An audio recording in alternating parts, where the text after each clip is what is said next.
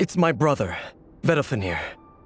After he spoke at the court this morning, the king was so infuriated by his words that he had him blinded in both eyes and thrown in prison. Vedifenir in prison? Strange. I thought the king trusted him and Horoptatyr more than anyone else in the world. Does this mean the king's circle of trust just got even smaller? It has nothing to do with trust. It's about what the king wants, which is as clear as day to anyone paying attention. I simply appease him, because it's in the best interests of the Universitas Magistrorum. And also because you're slimy. Vedifenir, perhaps less so.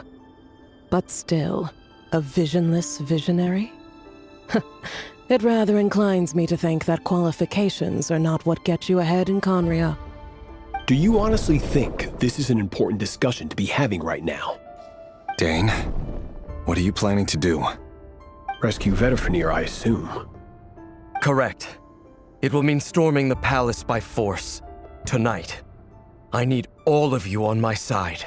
That's far too dangerous. And don't forget, Dainsleif, you're captain of the Royal Guard. You swore an oath to the throne. You've been planning this for a while, haven't you? I have no desire to commit treason. But whatever critique the king may have of Vedifenir, disfiguring your most loyal subject for putting the best interests of his court and nation first, this is not the conduct of a wise ruler. My blade will force the king to see the error of his ways. So, Vedifenir's prophecy enraged the king. I'm sure it wasn't what he wanted to hear, but if he won't take counsel even from the visionary, that is deeply troubling news. The extent of His Majesty's madness is now all too clear. The question is, how does a man like me get out of this situation unscathed? You have noble ambitions, Dane, but I'm afraid they don't do much for a guy like me. I'm not interested in saving the world. All I want is a letter of pardon. A letter of pardon? The chances of the Vinster King issuing a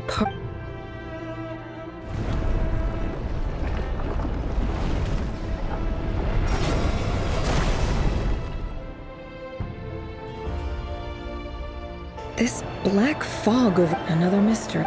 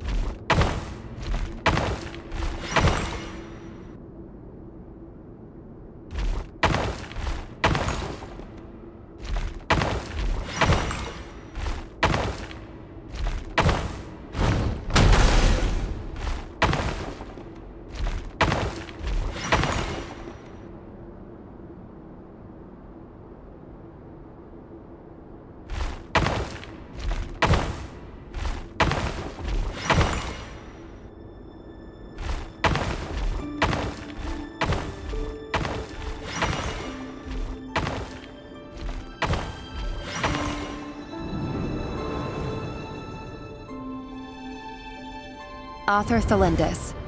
Over the course of this week, the research object was subjected to interference for a total of 60 hours for experimental purposes.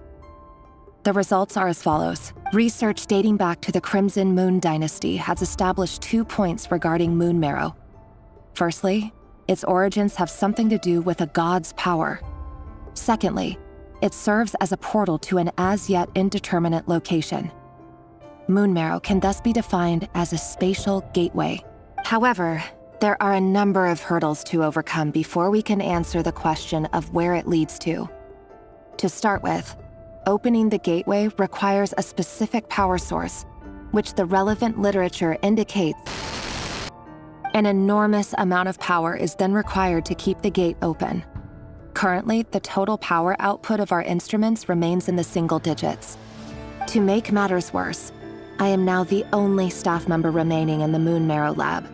The Universitas Magistrorum recently decided to move most of its personnel into abyssal energy research, which has stymied all Crimson Moon-related projects. This is not a wise move.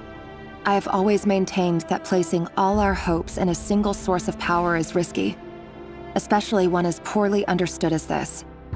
As well as making ourselves overly reliant on a single resource, we are neglecting other promising technologies. I apologize if this comes across as disrespectful. But as a Moon Marrow researcher, I desperately want to see the world beyond the gateway. If we really made it there one day, what would we find? And how would we go about taming the unknown? My imagination is endlessly fueled by questions such as these.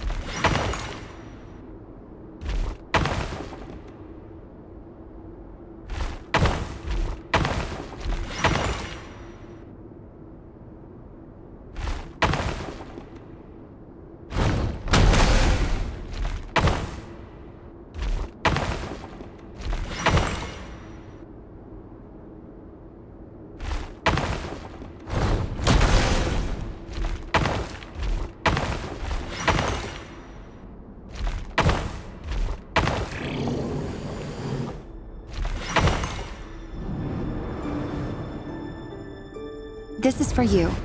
I heard you're gonna leave the city with your parents. Delindis, did you hear about what happened? I've heard nothing. Rerir got back very late last Friday, and he was acting a little unusual, but he slept pretty well, so I'm guessing whatever he did was a good deed. You never saw him, and I don't know what he did. And this conversation never happened. You understand? What if he finds out that you pried into his secrets? Don't be silly. I don't know what secrets he does or doesn't have. All I know is he's just a normal guy who happens to run some errands for the king.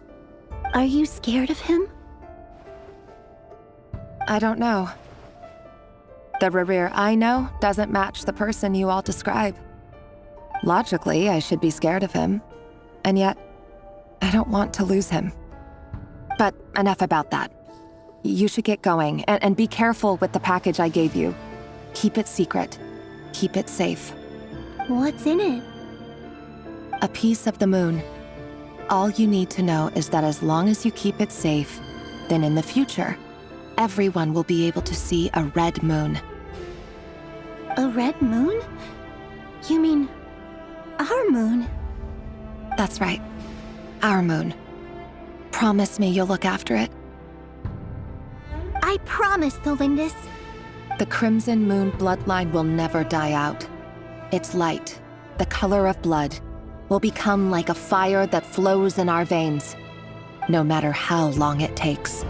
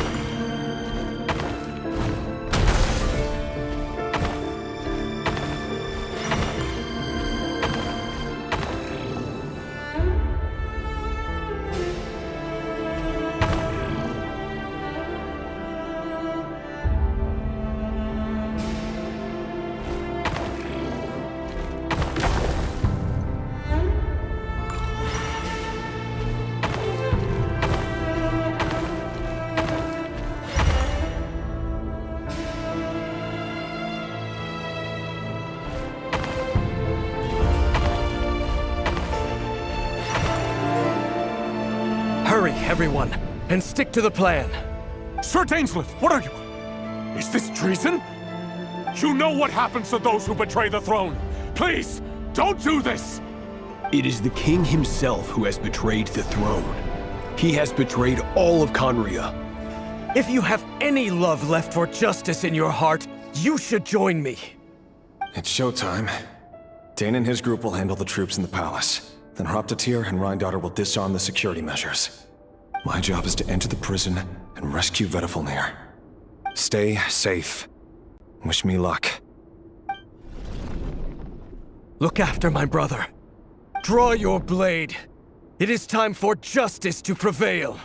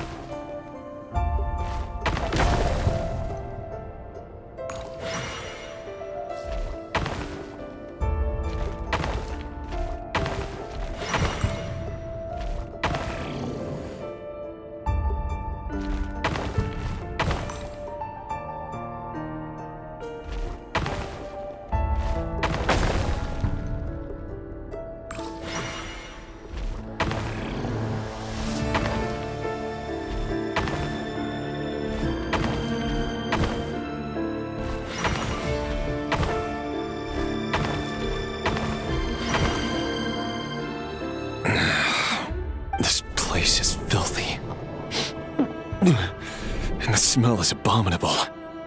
Clearly, the king doesn't allow his prisoners a single shred of dignity. This is dire. Found you. Hello, Mr. Vedifalnir.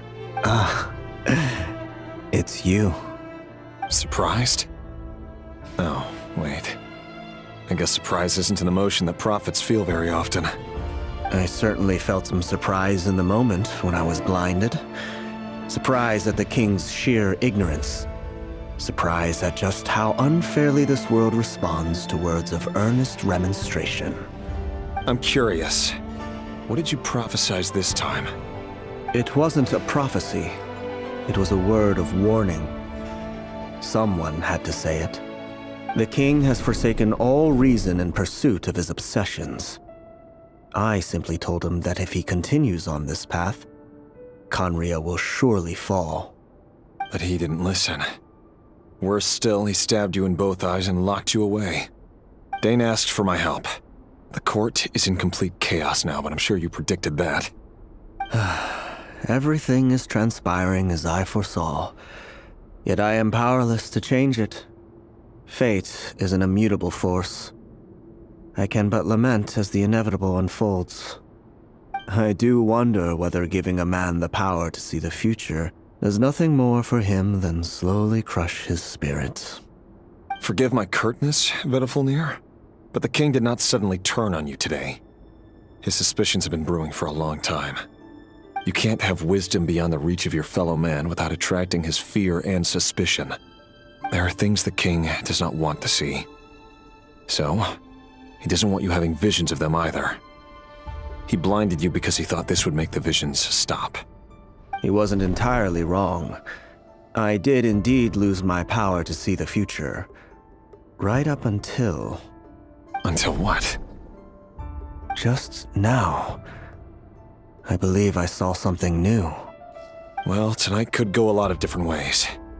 5 of us banded together to storm the palace, also we could rescue you. This will go down as the most tumultuous day in Khaenri'ah history. I sense hatred in you, but also hope. A desperate hope that with the tyrant deposed, that will be the end of the story. But this is not the end. It is the beginning of a new chapter in a whole new story. There are many men of honor and courage in this world, Rerir. But you are not one of them. You're not here for justice, are you? You're here for yourself. Is that a dagger? Interesting. Why not the polearm? It was always your weapon of choice. With your abilities, I don't doubt that you were able to recover some of your sight. But I also doubt that you want to make an enemy of me right now. Of course not. We're on the same side, aren't we? We could be.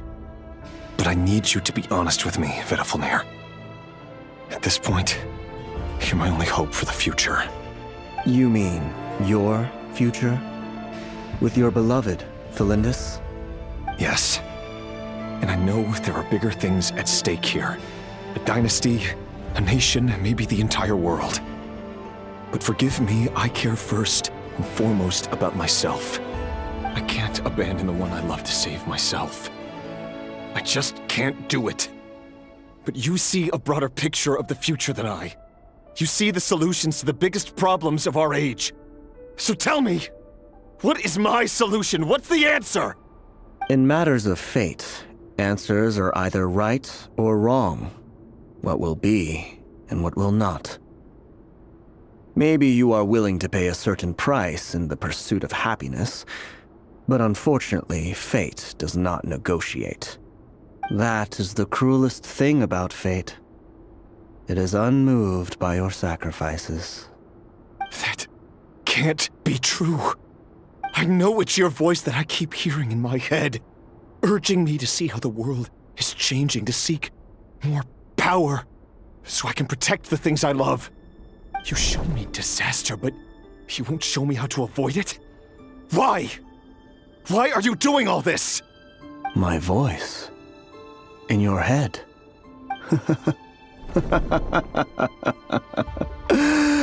So, you hear it too? The voice that steals your mind, gains your trust, and drives you crazy. It turns out that we are not so different, you and I. Vedifulnir just broke into the strangest smile I've ever seen in my life, as if he'd discovered some monumental secret. But then he suddenly switched to looking extremely weary. Very well then. My advice to you is as follows. You must persevere. Whatever trials and tribulations you may face, be steadfast in the belief that they are your path to the future. For as long as you live, your story with Thelindis shall not come to an end. That is the only chance you have of fighting back against fate. It is up to you whether you believe my words. Regardless, that is all I will say on the matter. I have no right to intervene any further. I will hold you to your word. Thank you for setting me free. In return, I will tell you one more thing that you cannot afford to ignore. Just then, a strange wave of energy rippled through the city. We had no idea what it could mean. If I were you, I would head to the Universitas Magistrorum. The Universitas? Oh no! I'm sure we'll be seeing each other again very soon, Rerir.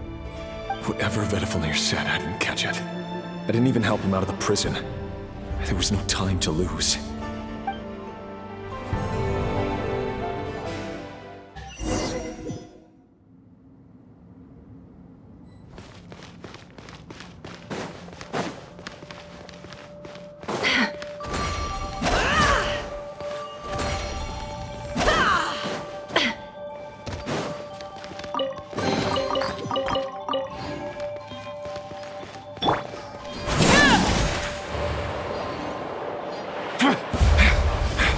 Monsters? Is this my daughter's doing? By the Universitas Magistrorum? Out of my way!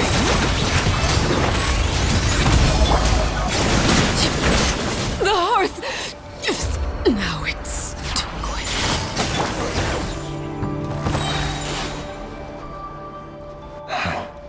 The Universitas. That reminds me of a rumor I once heard. Allegedly, the king installed secret mechanisms in the palace and around the city. No one knows where they are or what kind of power they hold. But if they were ever gonna activate, it would probably be on a night like tonight. Help! Help! Hold on! Don't let them anywhere near you! Save me! I can't! Ah! That sounded like an explosion. So, the rumor is true? The king really went through with it. What other means does the king have at his disposal? They must run on power from the Abyss. And given it's a major center of Abyss research, anyone over at the Universitas will be in grave danger. I have to hurry!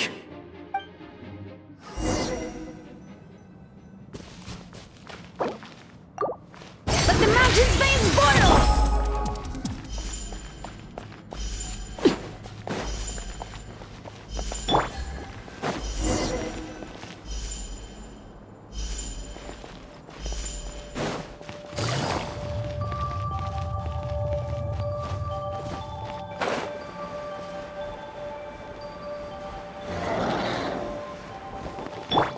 Overruled! Things are about to get dicey. Quietly now. Suffer the wrath of Eastleigh! Fulfill our pact!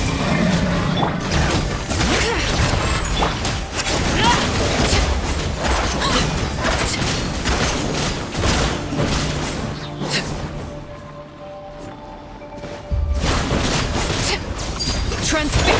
Gotcha. Here comes the catch. You two!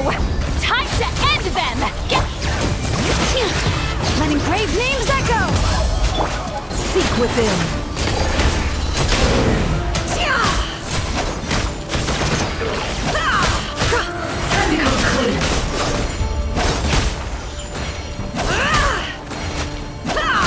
It all adds up.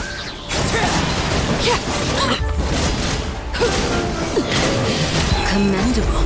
Witness my rise. Game's up. Fun's over. Quietly now. He's lolling! He's Papa! Get him! Show no mercy! Hear the echoes of the valley. The deception ends here. No more lies.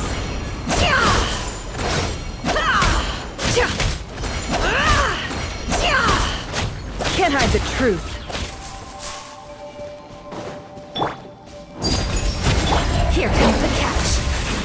exhausted. You two! Time to end them! Get to work! Bring it! Let the mountain's veins boil!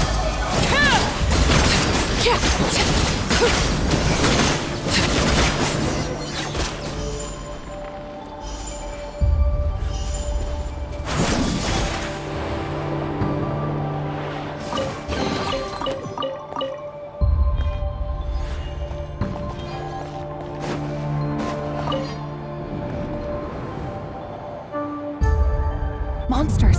At the Universitas Magistrorum? Why now? Oh no! They're coming! It's no use. The table won't hold out much longer. The weapons. Where are the weapons? Of course. All the lab equipment was upgraded after the inspection last week, but the new weapons haven't been allocated yet. I'm done for. Is anyone there? I need help! Ah! Stay back! Please stay back! Please!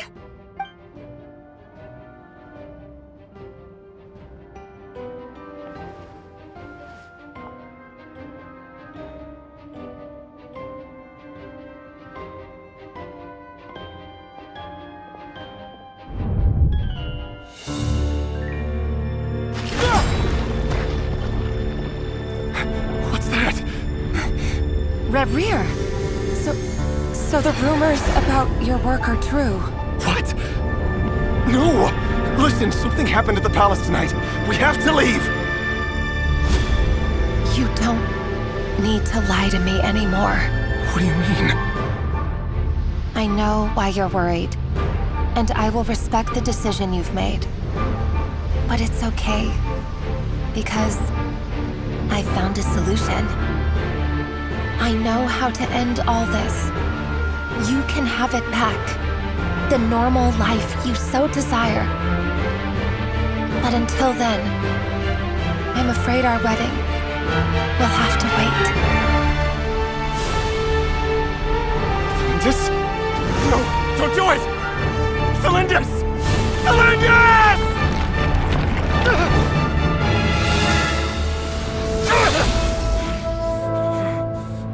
I told you, Rerir. Let her go. You will find someone better. No, I won't do it! I have to save her! By what means exactly? A lowly pawn. You lack the power and the strength of will. Do you know a way? Tell me! Come to the palace. Join us.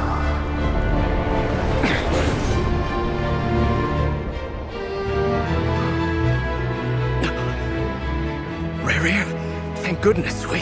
Step forth and take your share. You made it. Not you too.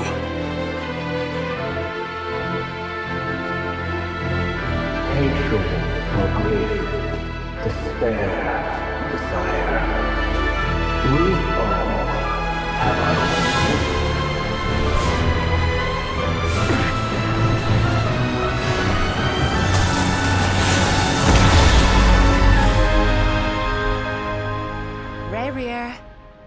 Rerir. Celindus? Were you daydreaming?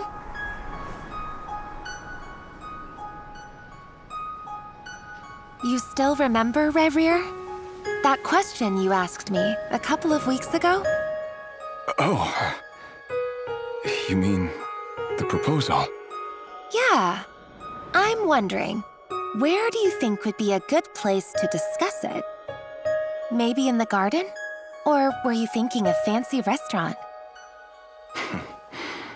It's your choice.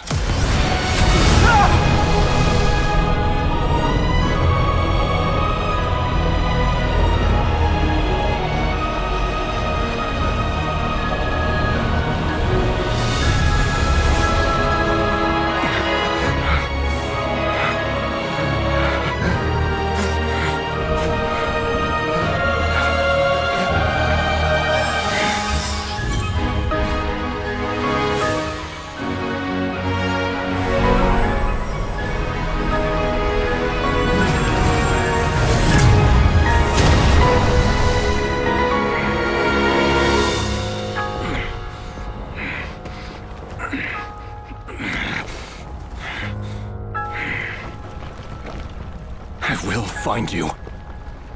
And then, you can give me your answer.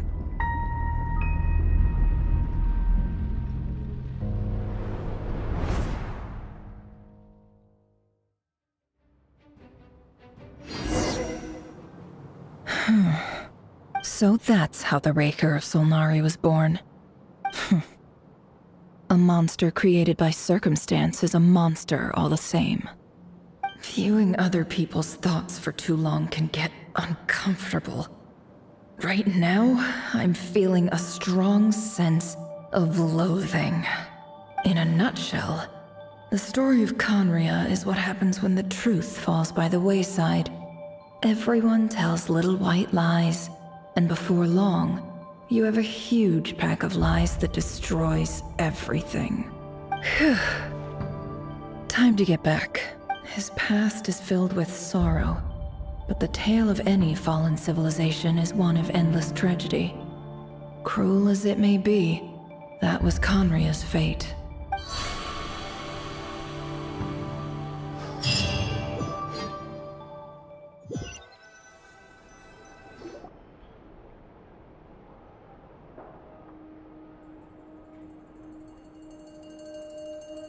Everyone, I'm back. Can I get a standing ovation? Never! How are you holding up? Feeling okay? She's fine. Boss is a pro. Yes, I'm fine. You will have seen the events of Rarir's life through my thoughts. It's now clear that he is just a regular nobody, driven by personal tragedy, as he said himself. I mostly agree. There's only so much we can know about him from his memories alone, but they did give us a clear glimpse into his life in Conria. However, I would not consider Rarir to be a nobody. He was deeply involved in the events of that era. Yet, when the catastrophe of a generation strikes, nobody is safe. Sounds to me like you're speaking in riddles again. Is this you urging me not to abandon the people of NODKRAI in their hour of need? That's not what I meant. Although I do hope you choose to remain a part of the plan. Without you, the mission ahead will be all but impossible. Then try to remember that I respond better to the carrot than the stick. And I don't appreciate being bossed around. Now, as for you, Missy, you were excellent. You stuck to the rules of the ceremony and kept your mouth shut the entire time. Bravo. Cool. So, can you fill me in on the deets now? Most of what I saw went right over my head. Patience. You'll hear the whole story, don't you worry. But let's meet up with the others first. It will save me narrating it twice. Yehoda? Yes, boss. Let me get that door for ya. That's more like it. For a moment there, I was worried you'd forgotten about the first clause of your employment contract. Forgive my curiosity, but what does the first clause say? It says I gotta do the annoying stuff that boss is too lazy to do for herself. Like opening the door, pouring the tea, yada yada. Is that right? If something is in the contract, it's because she willingly agreed to it. Rest assured that the Curatorium abides by the very strictest of labor policies. You don't seriously think I'm cruel enough to treat her like my slave. In any case, I've hardly shied away from my share of the work today.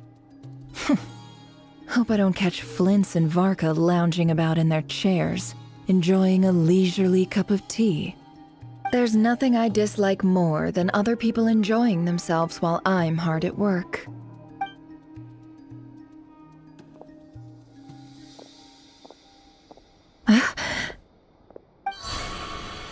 Oh no.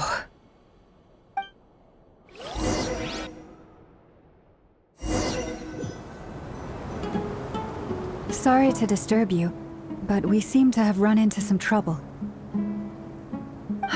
Evidently so. Don't worry, I'm not about to leave you to fend for yourselves. I'm not that kind of boss. And it would go against the Curatorium's labor policy. I'm sorry. What did you hear me say? I wasn't talking about labor policy. Wait. How long have I been standing here? Not long. You just appeared by the door a moment ago.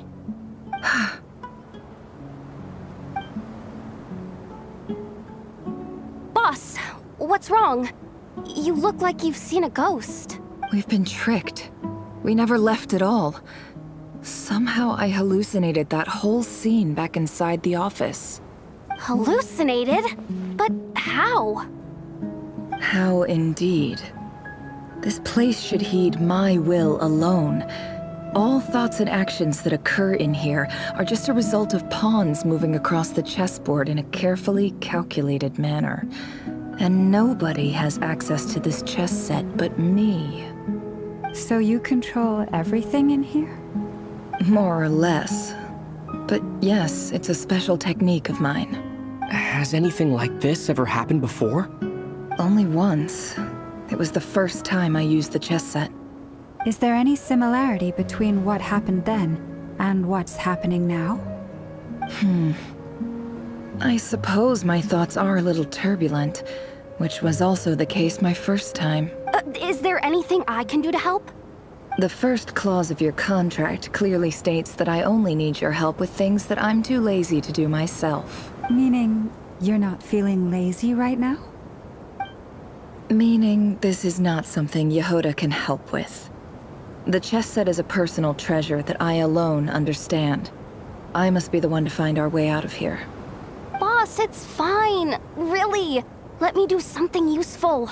Oh, listen to you. Whatever would I do without you, Yehoda? What? Really? Yes, really. Where would I ever find another employee as obedient and servile as you? God forbid anything ever happens to you. Oh, okay. Well, anyway, I was thinking of fetching some water. There's gotta be a source around here somewhere. I suggest everyone finds someplace comfortable to take a rest. We gotta conserve our energy. Even though all this chess malarkey doesn't exist in a physical sense, mentally speaking, it's all real. And so is our tiredness and fatigue. You don't want to dismiss mental fatigue. Just because it isn't physical doesn't mean it's any less serious. But anyway, I got your backs, so don't worry about a thing. Don't I have the best employees? Jealous much? If we can find a suitable time, I'd love to borrow Yehoda for a day to help out at the Frost Moon Scions. Would you be amenable to that, Boss Nefer? Oh, Lauma. Have I ever told you just how pretty you are? Beauty runs from the tips of your antlers to the depths of your imagination. Time to rally, everyone. Follow me. As we continue our journey, the same rules will apply. That means stay focused and no talking no matter what we encounter. And don't disturb the chess pieces. You have my word that I will get us all out of here.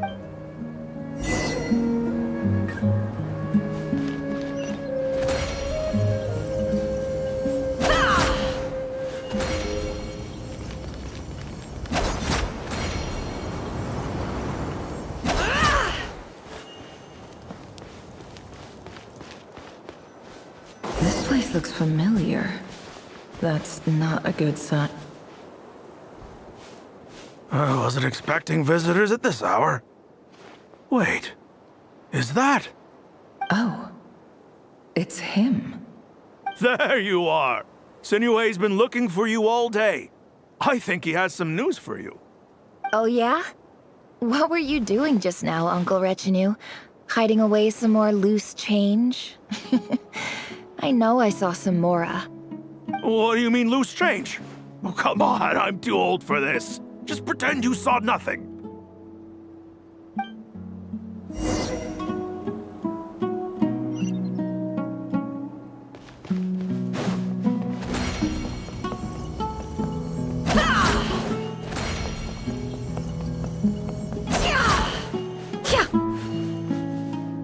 Hey, kid. Mind telling me what Sinuhe's been up to recently? I'm trying to get in his good books and I need a way in. Get in his good books? Why? What do you want with my dad, Uncle Apepi? I've written a new song. I was hoping to showcase it at the next festival, but I'll need his approval. A new song, huh? I'd love to stay and listen, but unfortunately, Uncle Retinue says my dad's looking for me. Well, there's plenty of time and I'm not going anywhere. See that pile of stones? I'll be sitting there warming up my vocal cords. Come find me when you're done. Pile of stones. Got it.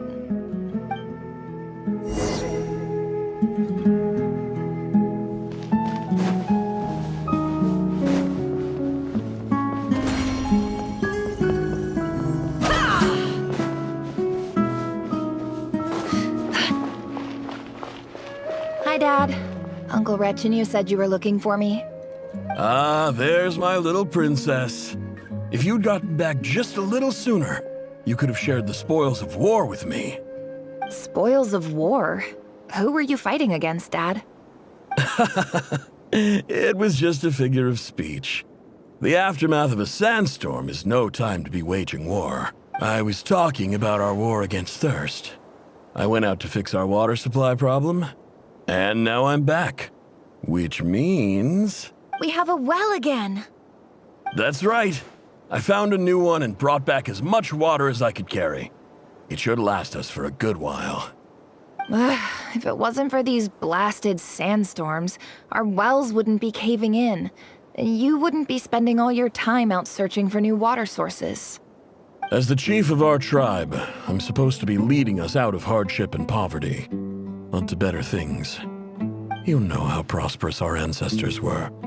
I've told you all the stories. And look at us now, squeezed into these hovels. No one would choose this, if it wasn't for the endless wars over the years. But things are looking up. I started working with some folks from the academia a few months back. They gave me some contacts in return for my assistance in the desert. So you're the academia's helper now? Special ambassador, they call it. Think of it as a partnership. It's nothing bad, okay? We've been isolated here in the desert for too long. Seeking opportunities elsewhere is the best thing for us, and the fastest way to progress. So, do you get anything good out of being a special ambassador? Of course. My luck's improving all the time. One day, I swear I'm gonna lead us out of this place. We'll find somewhere new. Somewhere better.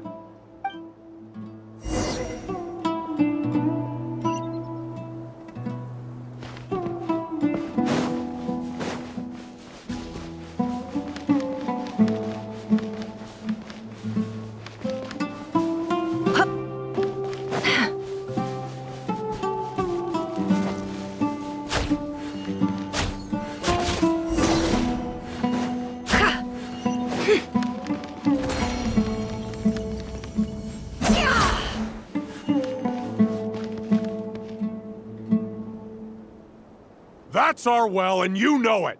You stole from us! Well, you've gone from chief to thief, and now you have to face the consequences! Did you really think you could take our water without permission and get away with it? You're either brave, stupid, or both. And that Special Ambassador Act? Yeah, nice try! We spoke to the academia. They said it was all news to them. You're a liar and a cheat!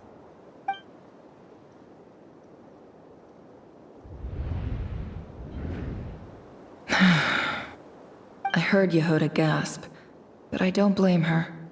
Most people are terrified by the sight of blood. Corpses strewn across the ground. The wounds are clearly from scimitars and daggers. The desert dwellers' weapons of choice. There's a handwritten note on the ground. Let's see what it says. Halil, this is Sinuhe, chief of the Shimti tribe. Surely you remember me. I was the one who helped you and your colleagues avoid the quicksand in the desert.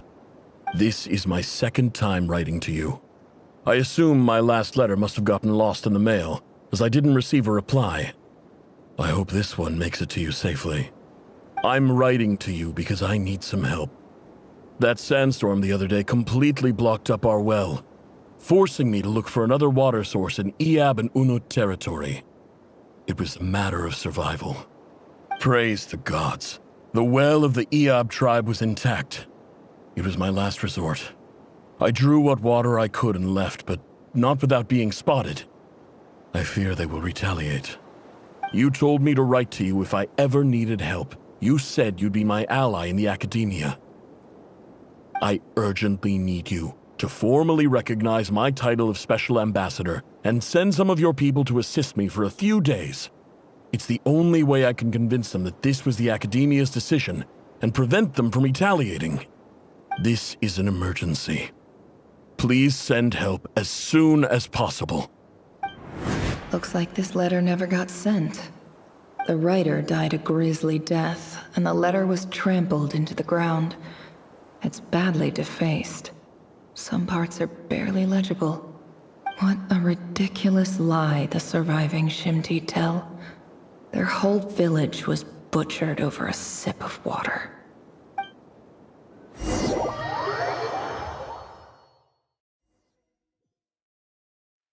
Ah, officer.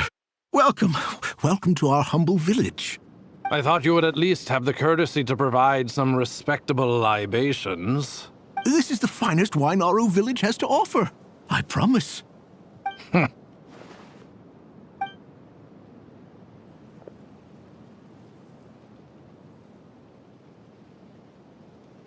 The Academia has agreed to reserve a single space for a candidate from your village. But I remain skeptical of this entire endeavor. I highly doubt anyone in this desert possesses serious academic potential. Please, have faith. If not in us, then in our God. The child we found shows great promise. I beg you, take her away from this place. Give her a chance. Don't let her talent go to waste. I don't recognize her. New arrival? She showed up here a few days ago and we took her in. She's a really bright kid. Please help. I'm begging you. So, where are you from? Nowhere special. Just a sand dune. What about the rest of your family? How many of you are there? Just the one. It's only you? Correct. So, no brothers, no sisters, no mother or father? Any who have slept on a bed of sand, I call my brothers and my sisters. Apart from that, I have no family. All right. Get over here. Sign your name on the form.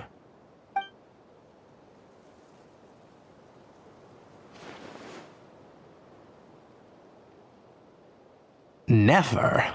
You're rather fair-skinned for a desert dweller.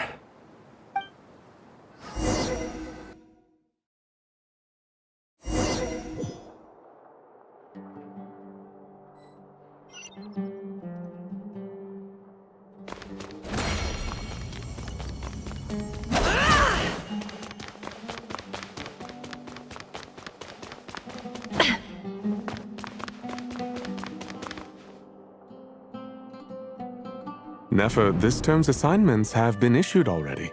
Please read through the materials thoroughly, conduct your own additional research, and then write an essay on the topic. Yes, Professor, I'm aware. I just had a couple more questions I wanted to get your perspective on. Oh? Please, ask away. Well, I saw the other students' problem sheets, and I couldn't help but notice that my assignment is much easier than theirs. Do you really think I'm a weak student?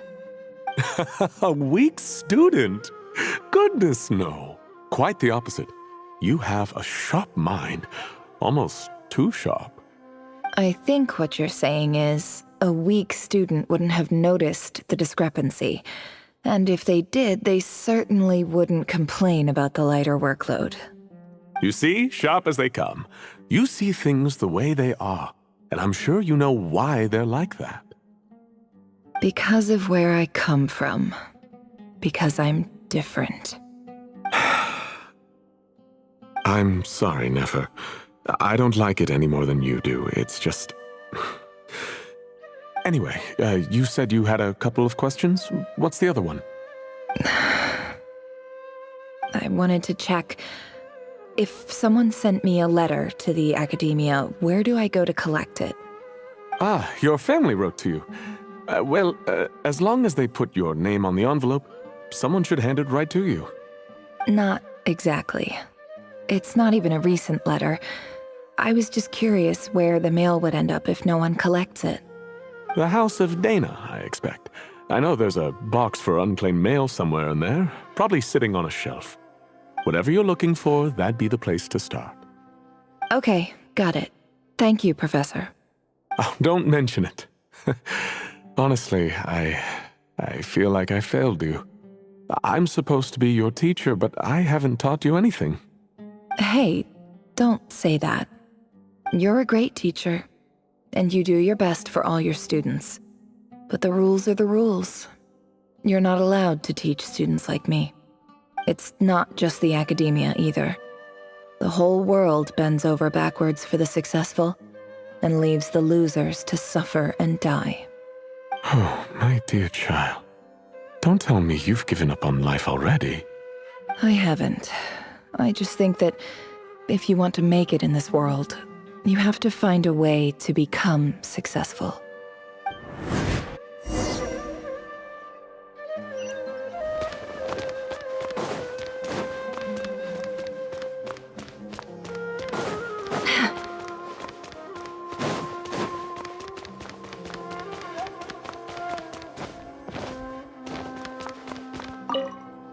This must be it.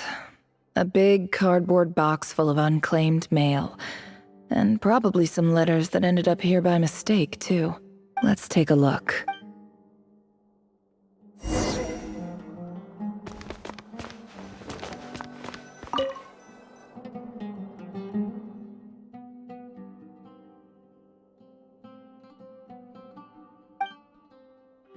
A dilapidation survey from Port Ormos. Looks like it's from a Core of 30 rep. This one was never even opened. I guess the recipient didn't care what the Core of 30 had to say about anything. Who was it addressed to? I don't recognize... This one is addressed to the Immorta Sage.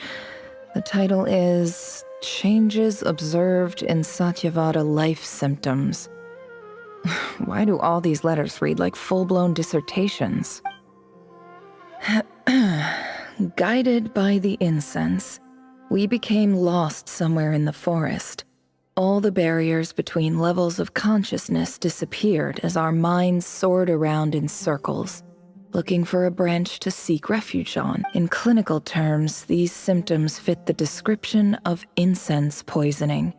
The Immorta Darshan strictly prohibits the use of hallucinogenic substances, but I believe there are still people getting away with. For example, my neighbor who always breaks out into song and dance. This seems like something the Academia would want to know about. Why wasn't it collected? Wait, what's this written on the back? It's so small. The note says, "The sender authored this letter while under the influence of mushrooms. I would send it back, but no return address was provided. Stamped by the Grand Conservator of the House of Dana." This next one is addressed to Grand Sage Azar. A few words of protest regarding recent changes in Sumer. In recent years, the Academia has taken on a small number of students from the desert region. However, it appears to me that these students have not, in fact, been provided with educational opportunities that are, in any meaningful sense, equal to those enjoyed by their peers. As well as receiving dumbed-down assignments and perfunctory tutoring, they do not even have full access to the Akasha system. Education is the fundamental purpose of this institution. which should go without saying in a nation whose founding virtues are knowledge and wisdom. I ask you, is the lip service we pay to the policy of education for desert students truly the standard of pedagogy to which the academia aspires? As Grand Sage, policy decisions are your prerogative, but do not forget your roots. You and I were once students too, as was everyone else in this. I do hope you will give some serious attention to this matter. I encourage you to discuss issues like this with myself and others, and listen to some alternative opinion. Great letter. Shame it didn't get to where it needed to go. And the sender is... Huh? Sage Cyrus of Spontamod. I didn't realize anyone else even knew how bad students like me have it in this place. So this is where letters from the Sage of Spontamod end up? Nice one, Grand Sage. Really enlightened leadership. Whatever. This isn't what I came here for. I'm not exactly holding out hope that a letter sent from the desert would even make it here. But if it did, where else would it end up if not in the... I can't believe how much discarded mail there is. Must have been years since someone last went through it all. And this is just one box. The whole House of Dana is boxes on shelves. I don't believe for 1 second that any human being has sat down and read through all the documents in this place. Who has that much free time on their hands? Wait, could this be it?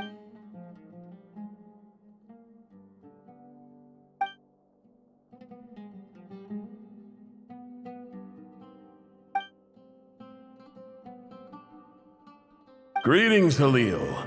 My name is Sinuhe, chief of the Shimti tribe.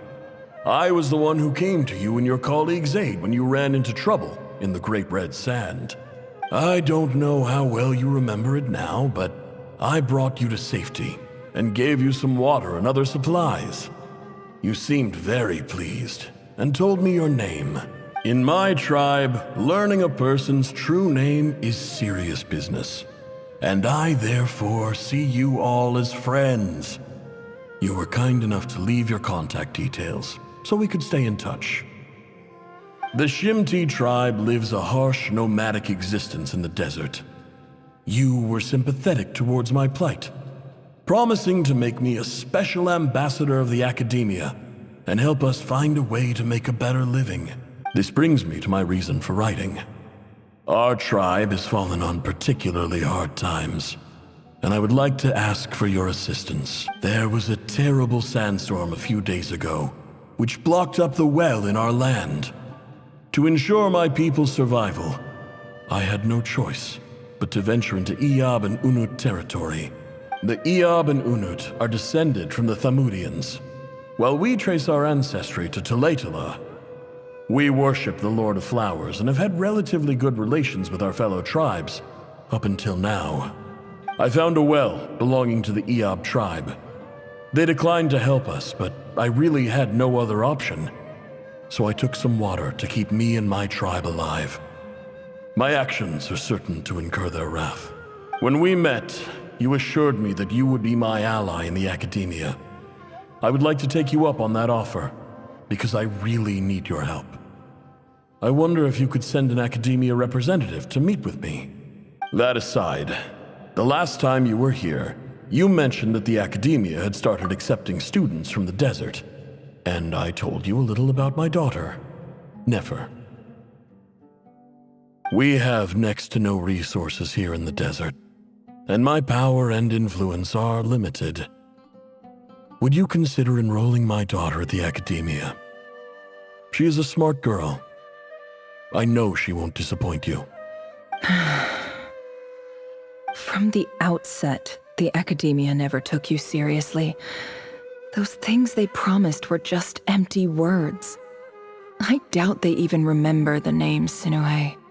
And you were so emphatic that your luck had finally changed for the better. You swore you'd lead us to a better place one day. You spoke with such conviction, like you were the most powerful chief in the whole desert. You liar. You lied about everything. You promised the world and delivered on none of it. And who fell for it? Just me, by the looks of it. Despite your best efforts. Which makes you a pathetic liar. You weren't even any good at it. I think I'll take over from here. Let me show you how it's done.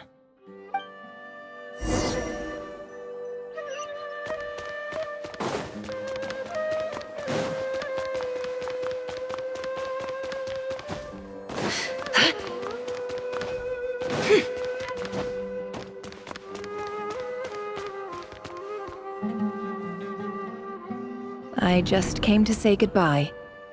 Thanks for everything you've done for me in my time here. Nefer? You packed your bags. Where are you going? I'm quitting. Something's come up in my hometown. Gonna head back and deal with it. Huh? But this was a hard-won opportunity for you. You know that better than I do. It was. But it doesn't matter. I have more important things to deal with, and they can't wait. Oh, and I didn't want to overfill my bags, so I left some incense on your desk. What's wrong? I thought you liked incense. Although, I did read somewhere in the House of Dana that it has hallucinogenic effects. Don't use it all at once, all right? Isn't this the stuff you brought from your hometown? You're just letting me have it? But you said it's a rare and valuable commodity. Yeah, about that. I lied. It's not rare at all. There's this bunch of ruins near my hometown that are practically overgrown with this plant. It's not worth much. Keep it, it's fine. But Nefer... All right, that's all from me. You take care.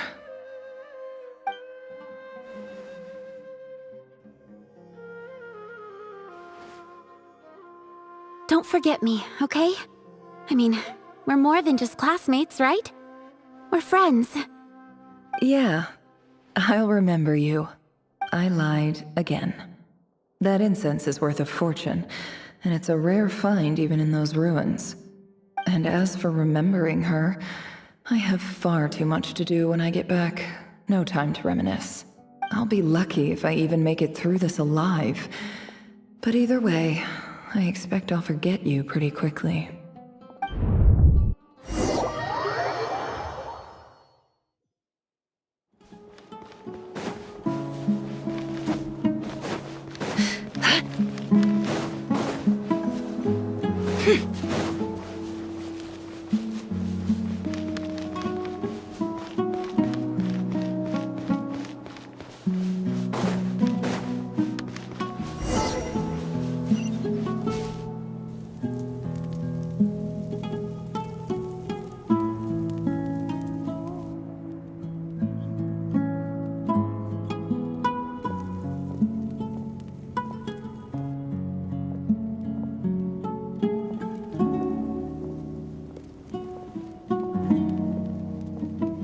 It's a pleasure to meet you, Mr. Arif. So, what does the Academia want? Since they've sent their special ambassador, I assume there's a big business deal to be made. If not, I'd be very disappointed. Please, sir, lower your blade. You're lucky I'm the one they sent. Not all special ambassadors share my admiration for the Iab people. The ever-shifting balance of power in the desert reduced the once great civilizations of this region to rubble and sand. But the story of the Iab has a very different trajectory. Others grew weak, but you grew strong, beginning in obscurity and moving to prosperity. You're the only ones who defied the trend. Huh. So, you do know who you're dealing with? This well is the perfect symbol of your strength, is it not? It used to belong to the Unut, but it looks like you have control over it now. You're not wrong. But I'm sure you didn't come all this way just to flatter us. Of course not. I came to bring you some very good news. Some information that recently came to light, which might just be your ticket to freedom. Records uncovered by the Vahumana Darshan show that a certain well currently under Iab control is built on top of some ancient ruins. These ruins are of great archaeological interest to the Academia. I checked the map carefully on my way over here, and I'm confident that this is the well in question. The Academia is offering 50 million mora in return for excavation rights. 50 million? No, wait. If these ruins are as important as you say, 50 million's a little low, don't you think? Don't get greedy, Iab. We know far more than you think. We know that you seized this well by force. Wasn't that the first step in your rise to power? To drive away the Unut and steal their water supply? So what if it was?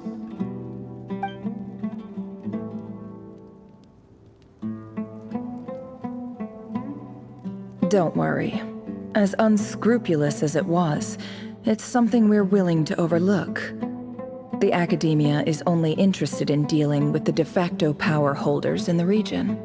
I hope I am making myself clear. And I hope your words are the truth. If I find out the Academia is trying to play me, I'll hunt down every one of your people and make you watch as I cut their heads off one by one. I assure you, Chief, that would not be in your long-term interests. You don't want to make an enemy of the Academia. You see how I'm dressed, don't you? I appreciate that you've never been to the rainforest, but surely even you recognize an ambassador's attire when you see it. And what does a barbarian like you have to lose anyway? You really think the Sumeru Academia would bother to come all this way just to lie to you? We have more important things to worry about. All right, I take your point. The Academia is the highest authority in the land. I'm sure you're trustworthy people. In that case, we have a deal. We will sell you the excavation rights. I'd like to thank you, Ambassador. This is good news indeed. Excellent news. In fact, it calls for a celebration. Would you do us the honor of staying a while and enjoying some Iab hospitality? Gladly. I am partial to wine myself, and I trust you are as well. So let's indulge in a few drinks together, in celebration of this momentous occasion.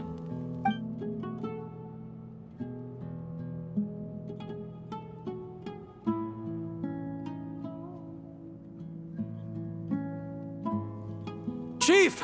Chief, it's an emergency! It's the Unut.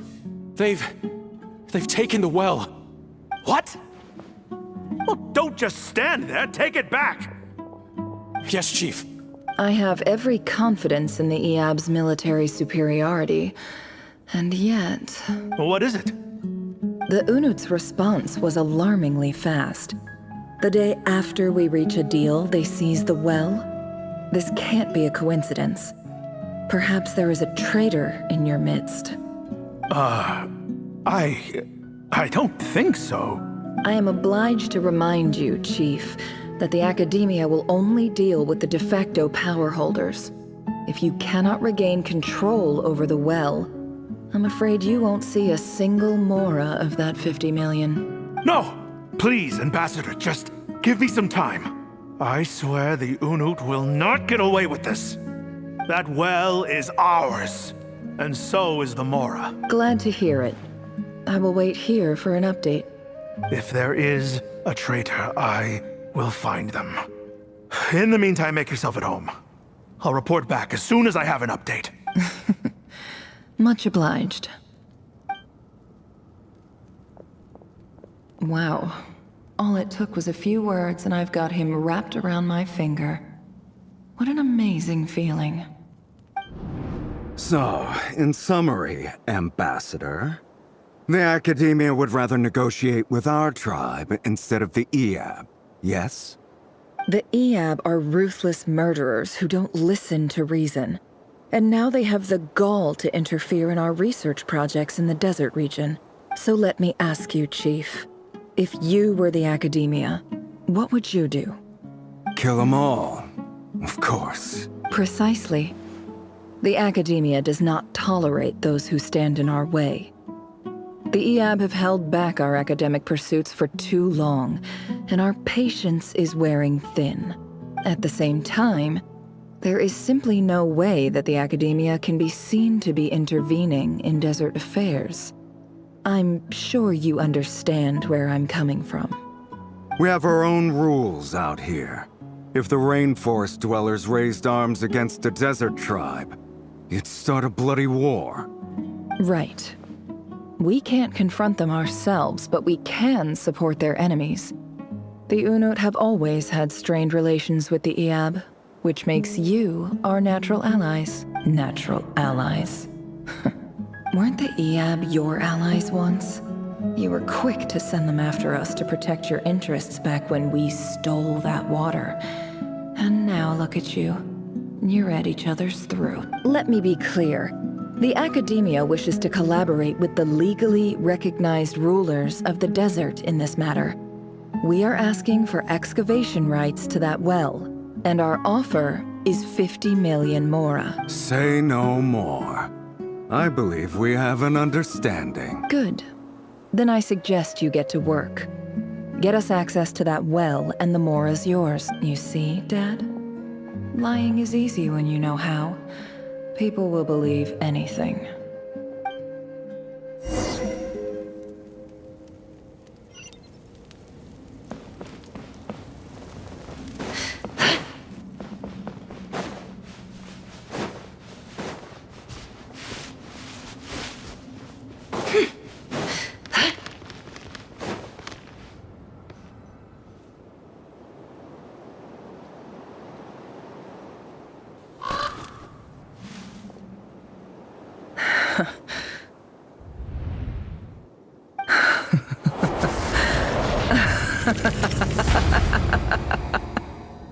Look at yourselves.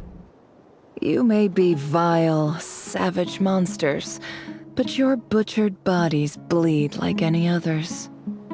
You're no different. You're nothing special at all. The monsters who destroyed my home, they're just ordinary, petty human beings. What a joke. I think we're even now. Maybe I've even done the desert a favor.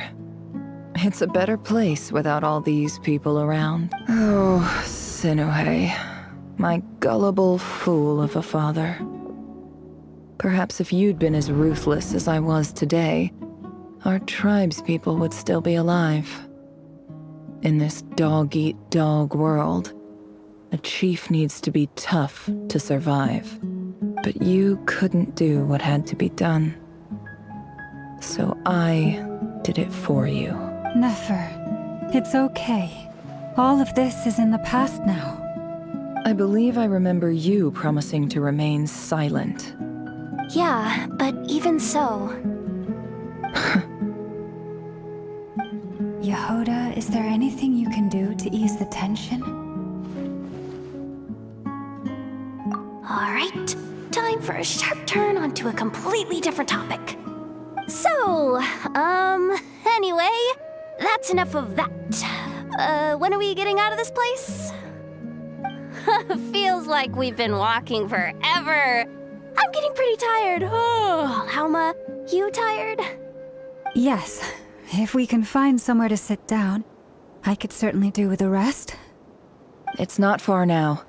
There should be a temple just up ahead. Yes. Really? A temple?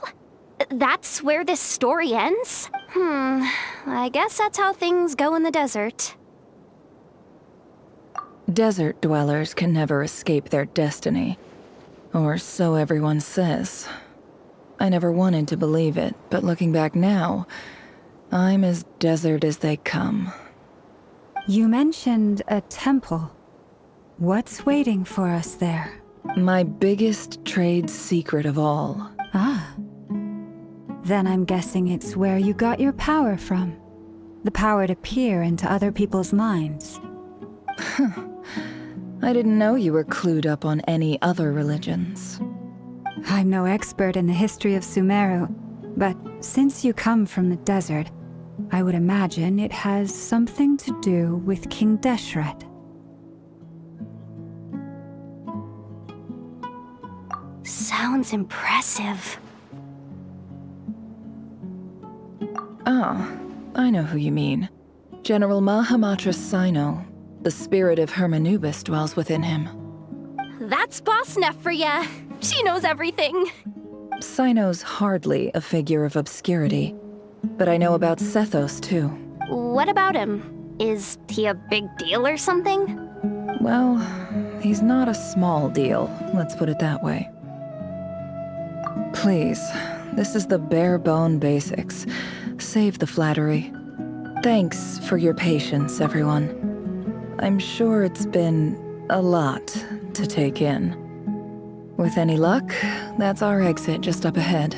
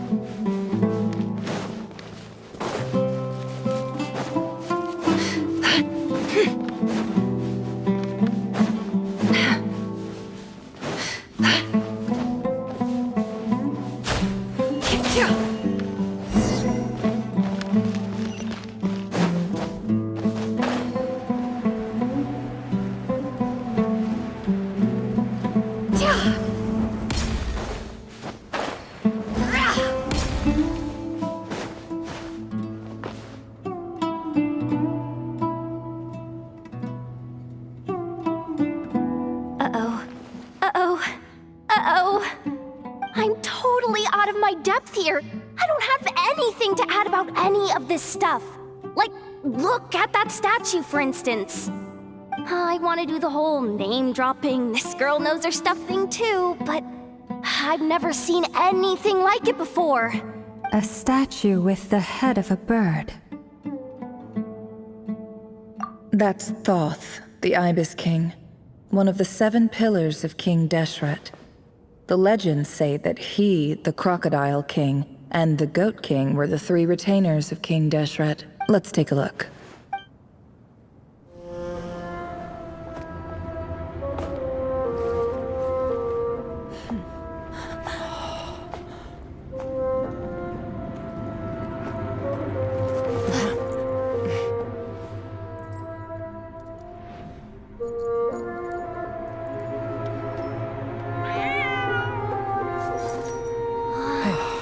It's just Ashru. So, all is well?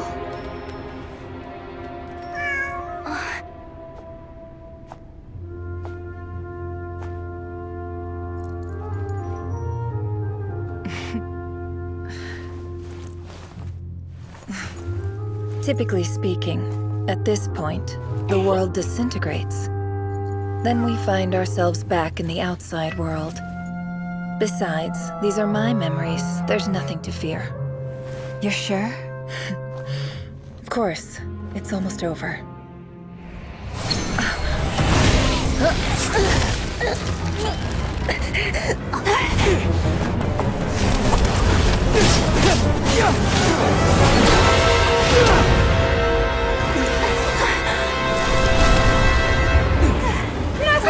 Hold on!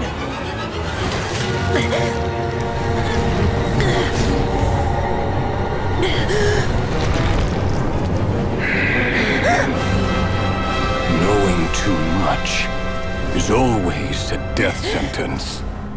Speak for yourself.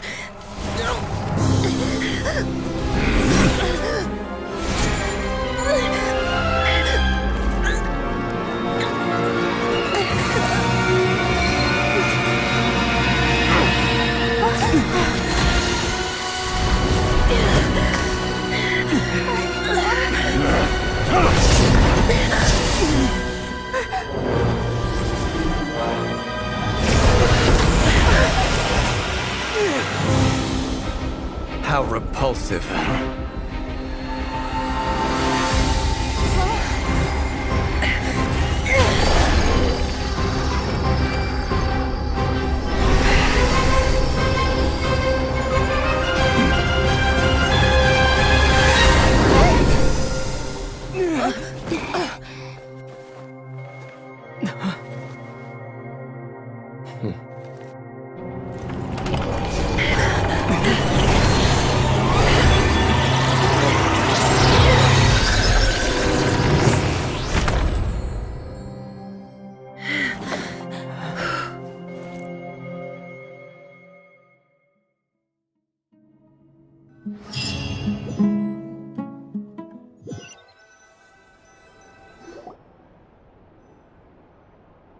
Timed that pretty well, didn't I? It's okay. I'm just glad no one was hurt. Paimon noticed you doing something too, Dainsleif. Were you helping get them out? Of course. When I asked Nefer to conduct this investigation, I was not naive to the dangers involved. I had a duty to ensure your safety. Good to know your sense of justice is still intact after all these years. I take that to mean that you saw the truth. That comes as a great relief. I certainly did. And thanks to your help, I also managed to trap Rerir inside the chess set. Whoa, really? How'd you manage that? Well, to be honest, I sensed that something was wrong long before we made it to the temple. By using this fragment to probe into Rerir's past, well, the monster formerly known as Rerir, it seems I alerted him. I was tracking him, then he caught on and started tracking me too. Can't say I'm surprised. But how did he track you through your thoughts alone? That shouldn't be possible. Rerir was a secret agent who reported directly to the Vinster King. He is an expert at finding a trail and hunting down his pursuers. No wonder. He infiltrated the chess set, read my thoughts, and built a new virtual chess set inside of it. That's why we weren't able to leave at first. Speaking of your chess set, it's quite a remarkable item. Would I be right in thinking you have some connection to King Deshret? You overestimate me. I only have a connection with one of his underlings, the Ibis King. You all saw how this came to be. A long time ago, the Eab massacred my tribe, the Shimti, in our home village. A few years later, I enrolled in the academia, where some new information came to light. The Unut and the Eab fought a bitter battle over the rights to a well, all for the sake of a non-existent 50 million Mora. The Eab ultimately won that confrontation, but their victory came at the cost of almost every warrior in the tribe. The final blow to the Eab came at the victory feast, when an Unut assassin beheaded their chief right before my eyes. The remaining Iab fled and have been scattered to the winds ever since. Having gotten my revenge, I returned to my hometown, where to my surprise, the nearby temple was still standing. There it was, seemingly immune to the relentless hostility of the desert, while my tribal home lay in ruins. As I stood there gazing at the temple, I noticed a cat just outside. This cat, as it turned out, was home to the spirit of the Ibis King. He led me to a gate deep inside the temple, and there he made a deal with me. This chess set is my gift from the Ibis King. The chessboard within is made to the same specifications as the one in the mausoleum of King Deshret, and represents his power of piercing analysis. With this chessboard in its container, I gained a certain ability to perceive hidden secrets. Now, you could conclude that the Ibis King simply wanted to give the people of this world the power to seek the truth, but I don't believe that's the full story. Every god plays favorites. Their hearts are as fickle as any human's, full of secrets, perversions, egotistical tendencies. But precious few gods are willing to admit this. It is the same with all powerful forces, including fate itself. Their gaze falls preferentially upon a select few. As you rightly point out, this is an act of favoritism. If you're alluding to the Abyss, then yes, I agree. Gather the others. It's time to share everything I've learned.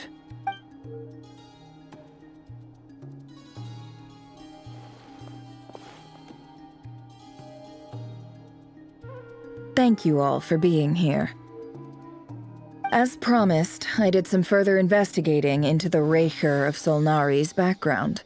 I am pleased to report that the investigation has been most fruitful indeed. The Raker of Solnari, real name Rerir, was once a Conrian subject who served the Vinster King. I will now share the important details of his story. Please save any questions or comments for the end.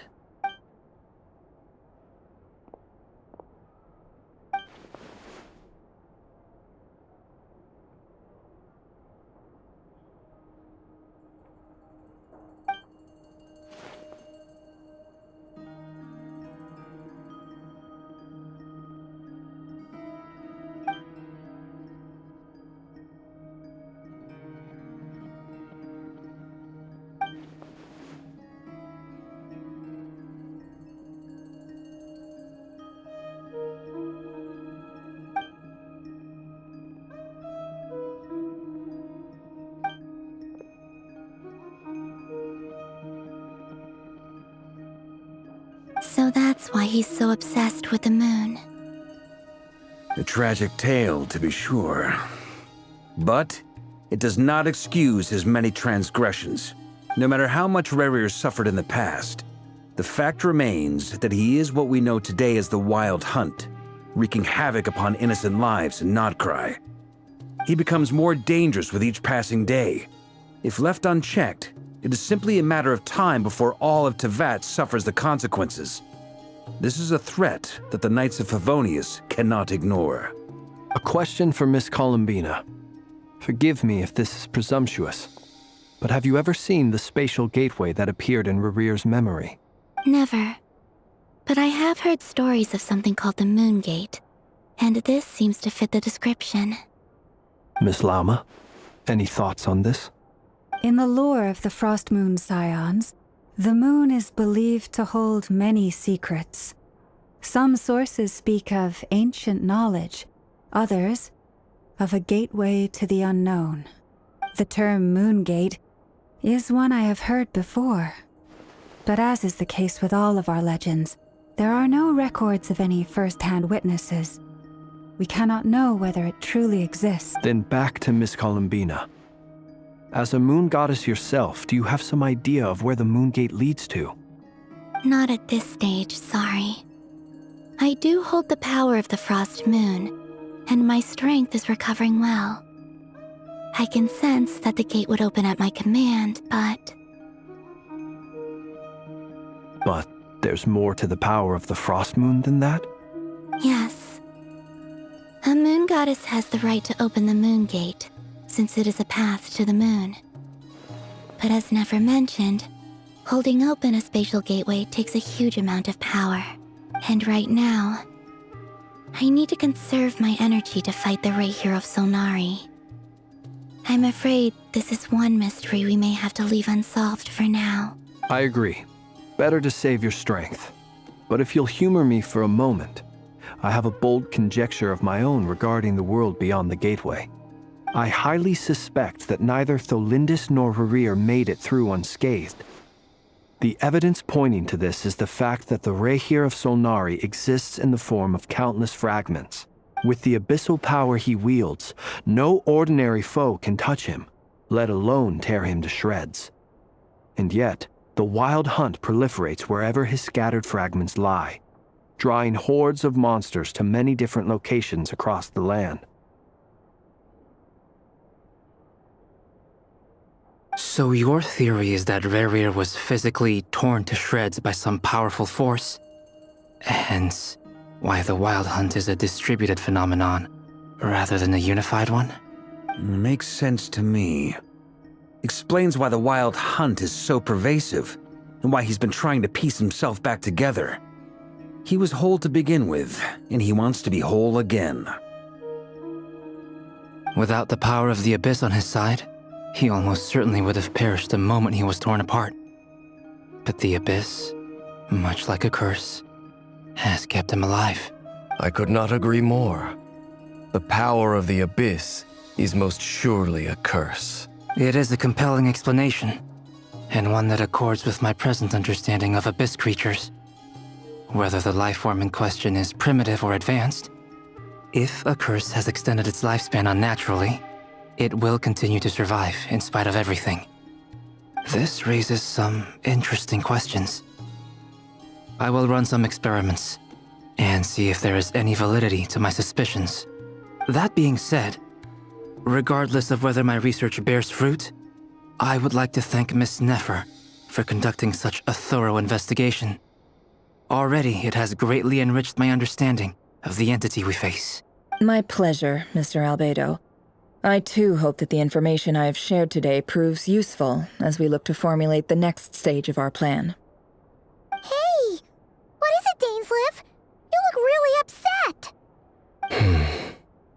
It's just... when I think of the man I once knew as Rarir, I struggle to understand why things had to turn out like this. The two of you used to be friends, didn't you? I don't know if these words will bring any comfort, but my heart goes out to you. Mine too. We can never know all the hows and whys of the way things are. The moon and stars are full of untold secrets and lies, and the skies are host to many more mysteries than these alone. Yet, none of that can begin to compare with the complexity of human life.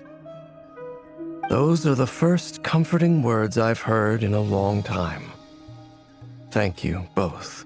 Well, I think this is a good place to end today's meeting. I'm sure Nefer needs some time to recover. She's been through an awful lot today. That's very thoughtful of you, Lama. Of course. Sounds good to me. Take some time to rest and digest before we reconvene to nail down a plan.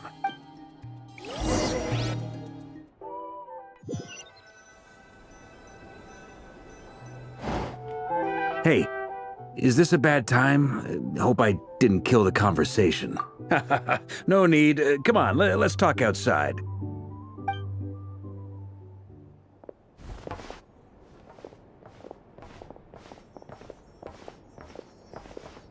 Anyway, Nefer went back to the curatorium to get some rest. But before she left, she shared some things with me that I thought you should be aware of. Firstly, although she managed to trap the Raker of Solnari inside her chess set, there's no guarantee that the power of the Ibis King is any match for one of the 5 sinners. Their powers are beyond our comprehension. It's only a matter of time before he finds a way to break out. We have to come up with a plan and take care of him before that happens. Honestly, my mom figured that might be the case. So, how long have we got? Well, I asked her that same question. She talked for a long time, but for the most part, it seemed like she was trying to convince me how precious her chess set is. What a long and storied history it has. It felt like some kind of sales pitch, you know? The kind where you end up handing over Mora against your will? Anyway, after all that, she finally answered the question. 2 days, at most. 2 days? Holy moly! Can we even recruit enough help in that time? That remains to be seen. Which brings me to the second issue. Dainsleif is obviously conflicted about this whole thing. But given how little time we have, there's no way we can pull this off without his help. You have some history with him, right? Do you think maybe you could talk to him for us? Great. I appreciate it.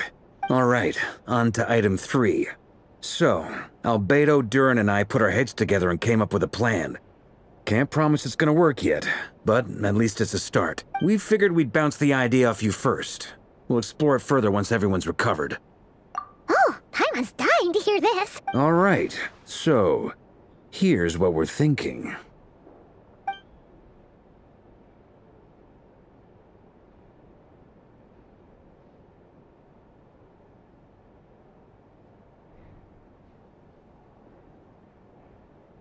We felt a little uneasy about roping you into this. I mean, firstly, you're not locals, and secondly, none of us are your boss.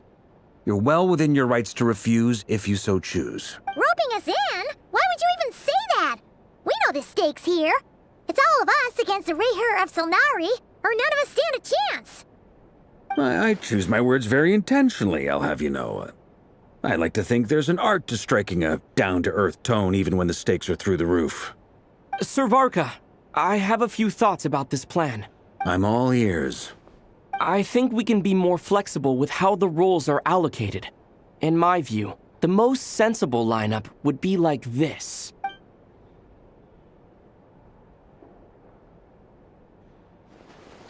I see your point, yeah.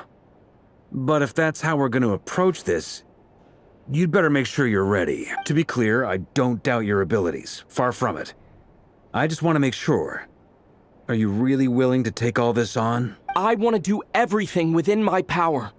The Rayher of Solnari is a truly fearsome opponent, and if I do my part, it'll greatly reduce the risk for everyone else involved. Well, that tracks with what I've heard. Jean's mentioned in her letters that you're so diligent it's almost abnormal. As in, most people weigh up the risks and rewards in situations like this. But you seem to just march towards danger without a moment's hesitation. Of course, everyone appreciates a fearless pioneer. But all that aside, I'm the Grand Master of the Knights of Favonius, and you're our honorary knight. I want to make sure your courage doesn't come at the expense of your safety. Thank you, Sir Varka. I should be the one thanking you. It means a lot to have you on board. I'll give some serious thought to your suggestions.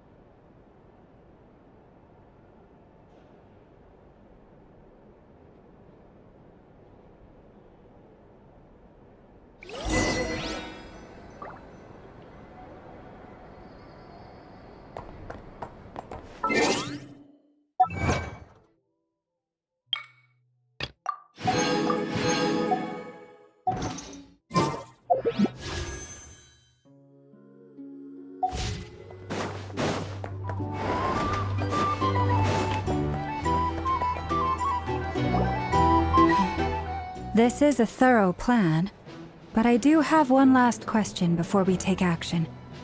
How can we be sure that our enemy won't leave the designated area? Great question. Albedo's been hard at work analyzing Rerir and the Wild Hunt's behavioral patterns. His conclusions are as follows. Firstly, from the earliest known confrontation until now, Rerir has never displayed any ability to manipulate the dimension of space. So it's unlikely he has any power in that domain. Secondly, he seems to have a particularly strong vendetta against our group. If we put him in a fight-or-flight situation, he'll choose to fight every time. Thirdly, finally, and most importantly, he is consumed by hatred, both for the moon and for his enemies. Turns out, we tick both of those boxes. We have a reincarnated moon in our ranks, and a spy who accessed his private memories without permission. He'll be baying for blood, not looking to escape. As someone who's had their fair share of interactions with the Wild Hunt, those all seem like valid observations to me. Understood. Then I will defer to the verdict of the group. Well, everyone, that's the plan in full detail. Albedo and Durin are carrying out their part as we speak. Plan approved. Scheduling. Okay, any firepower you need, I got you covered. Let's light this baby up.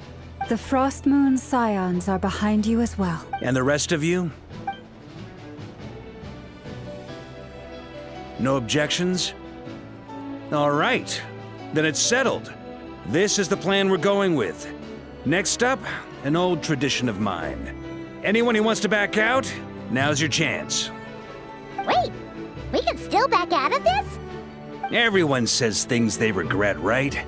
I don't want anyone feeling trapped because their mouth said yes before their brain had time to think things through. A very people-first approach. I hear that's common practice in the Knights of Favonius. Heh. Who'd you hear it from? D-Luke? Shh. We don't use people's real names at work.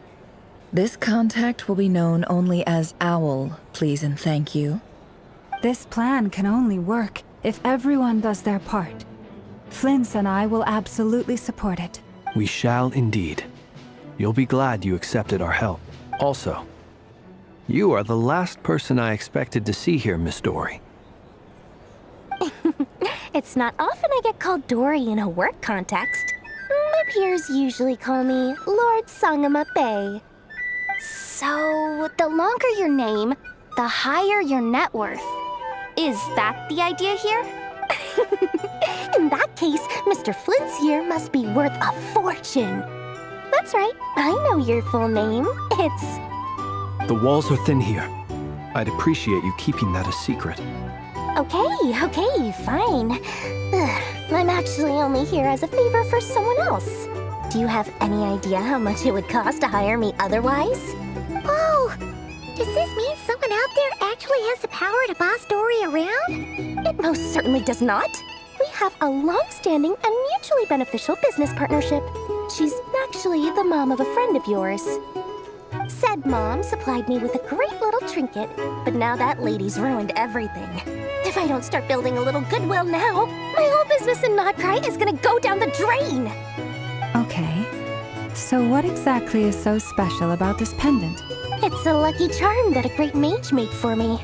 We have a business relationship, and she was worried that something bad might happen to me. So, she wanted me to have something that can store power to protect myself with. I finally got it all fully charged up with Kuvaki, and then never went and used it all up at once! Never lost so big in my life! You're right. It was all my fault. I didn't mean to drain all the Kuvaki in the pendant, but I'll make it up to you. You will?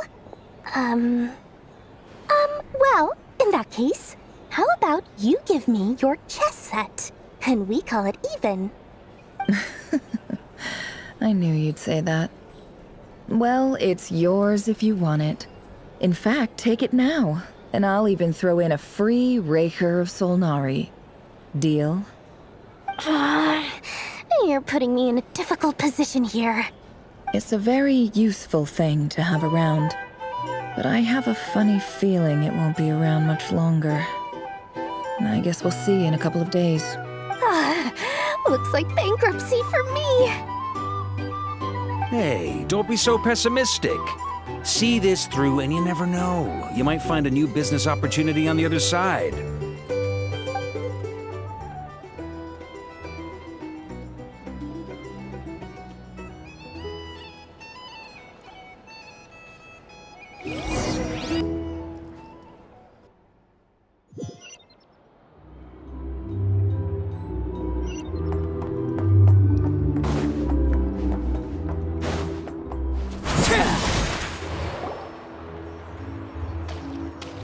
Dory! How are things going? Feeling ready? Oh, I was born ready. We only have 2 days. You think Lord Sangamabe would let an opportunity like this slip by? Don't forget, when something's in high demand, the people with the goods on hand get to charge the highest price of all. Even higher than the sellers taking advance orders. Ta-da! See? It's right here. Oh, It's so pretty. Did you make it? No, I have a supplier. We go way back, so he made me a very attractive offer. Aha! No wonder you were talking about Lucky Charms at the meeting. You've been getting Kaveh to make them for you. That's not the full story. It actually started a while back as a project between me and the Dendro-Archon. Mage Alice once warned me that this world won't stay safe forever. There may come a day when everyone faces a great crisis. I passed this on to the Dendro-Archon, and she secretly brought together a research team made up of Sumeru's top scholars to invent a technology that could keep people safe. I won't go into the details because it's all very complicated, but if you want to know more, you can ask the Dendro-Archon about it sometime. Anyway, point being, it was the Dendro-Archon who asked Kaveh to build this little contraption. As one of the top Ksharu War talents, he was the obvious choice. Took him long enough. He stressed over it for ages. Must have gone through at least a dozen designs before producing a final product. But that's Kaveh for you. Marak delivered it to me a couple of days ago, along with a letter from Kaveh. Could I ask why I'm sending this technology to you? What's your proposed use case? Has it been approved by the relevant authorities? So nosy. My fault for sending him the research permit to begin with. Surely Nahida must have told him you were involved in this project. He was probably just nervous because you're always so secretive about your business. Could be. Anyway, I just replied, let's hope there never has to be a use case, because it would involve grave danger. Fair enough. But it sounds like he was just being cautious. He probably felt responsible as the one who made it. Or maybe he was asking as a favor for his housemate. He's done that before. Not sure why, though. His housemate doesn't seem to really care that much about this kind of stuff. Either way, all's well that ends well. I'm just glad to finally have my hands on the product. I wouldn't want to be without it, given the potential dangers that lie ahead. Huh? What does that look mean? Paimon's just super surprised. This must be the first time we've ever seen you actually get serious about something. Well, a long time ago, I made a promise to myself. I promised that I was gonna live every day of my life with a big beaming smile. Obviously, Mora plays a big part in that. There are always gonna be times in life when you have to give something back. That could mean paying back a debt, returning a favor, or showing some kindness. Alice has been a huge help to me over the years. She was the first investor I ever had. And I want my investors to know that Lord Sangamabe is the best in the business. And more than that, no one knows what the future will bring. Whatever happens, I want to make sure the Dendro-Archon and all of Sumeru is prepared to face whatever comes. Oh, that? I was just making sure Nefer and I are square. Don't be thinking it was some sort of benevolent act. I'm no saint, so don't treat me like something I'm not. My priority is doing the business that I want to do, so long as my conscience lets me, but it usually does. That's the Lord Sangamabe business model. All right, if you say so. I do say so, and that's the whole point. I'm a businesswoman. Don't go trying to figure out what kind of person I am. You'll exhaust yourself. Much easier for everyone involved if you just take my word for it. Oh, and could you two help me get this stuff where it needs to be? Thanks so much. You're my favorite assistants.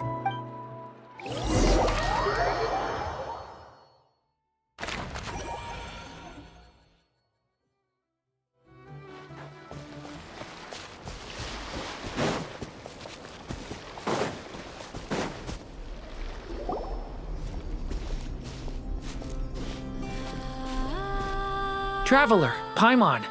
Everything going smoothly over here? Sort of. As you're probably aware, Varka, Durin, and I captured some abyssal creatures from the Wild Hunt. Per the plan, we dissected and analyzed some samples of these creatures. The process went very smoothly. The findings, however, come with some troubling implications. What? You can actually dissect the Wild Hunt? That depends on your definition of Wild Hunt and dissection. Harmless, lifeless. These words are accurate descriptions. The Wild Hunt is an interesting phenomenon. In and of itself, it doesn't seem to possess anything akin to a human personality. But taken as a collective, the medium through which the Wild Hunt is summoned does appear to have a soul. Master griped a lot about the wise Horoptetyr, and seemed somewhat fascinated with the foul Certology. But she barely mentioned Rerir at all. I don't think that was because of his lower social standing, though. Anyway, it's a pity. I should like to hear her thoughts on the nature of the lifeform he has become today. It's a strange mix. The furious energy of an abyssal being channeled through a fractured physical existence. A consequence of being torn apart by an unknown power. Perhaps the only explanation for his survival in this state is that he sacrificed a degree of individuality in exchange for a continued existence. Oh, sorry. Once I get talking about interesting research, I have a tendency to go on indefinitely. Back to our research findings. Essentially, they confirm my hypothesis. Rerir's corpse is completely contaminated by the Abyss, and the effects are irreversible. You could think of this as Rerir in mutated form. But in my view, even that would be inaccurate. In reality, his whole being has been consumed by the Abyss. In other words, he is now nothing more than a manifestation of abyssal power. Unfortunately, at present, we have no means of completely eradicating abyssal power. Hence, we cannot fundamentally destroy the Rayhir of Solnari either. Oh, that's terrible news! So, that's it? We can't defeat him? Not even if we get the power of the Three Moons? Miss Columbina's situation is a difficult one. She can never achieve wholeness when the world does not accept her presence. It's as if her creator banished her to a place she can never be accepted. It means she spends most of her energy just on her own survival. Given the circumstances, it's only natural to despair. But we must see this plan through to the end. Time to kick off the backup plan. Oh, Paimon almost forgot! This is for you. Dory asked us to bring it. Ah, how wonderful. Well, thank you for making the trip. Durin and I will be heading off shortly. I'm sorry I won't be there to protect you in person this time. Please be careful. All right then. Stay safe.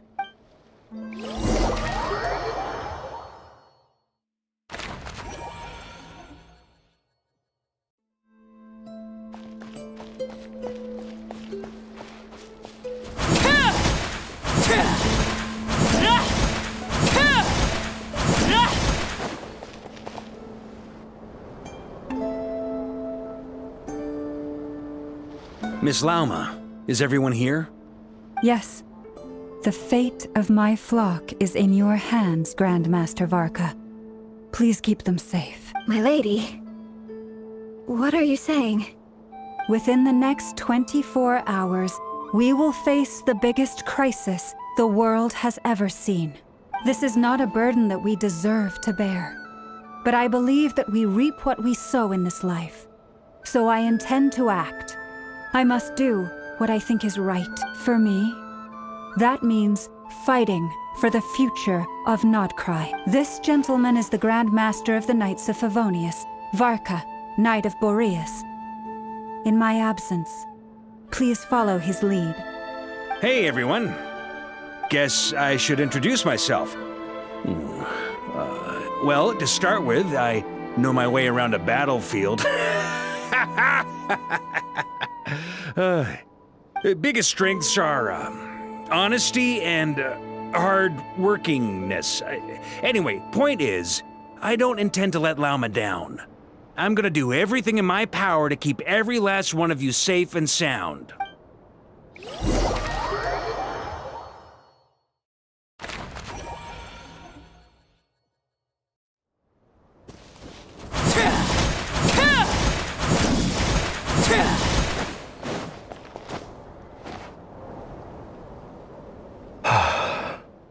Something on your mind? Miss Columbina, was it? I believe that's how the others addressed you. That's right. Names are funny things. Have you always been called Dainsleif? Yes. I take it your own name has a more complicated history. I have a different relationship with names than other people. To be honest, I'm not even sure that Columbina is my name. At least, not in the same way that Dainsleif is yours. But it's what everyone calls me, and I go along with it. A lot of my life has been that way. I get so used to things that I forget to question why they are so. I never used to think much about where names come from, or what they mean to people.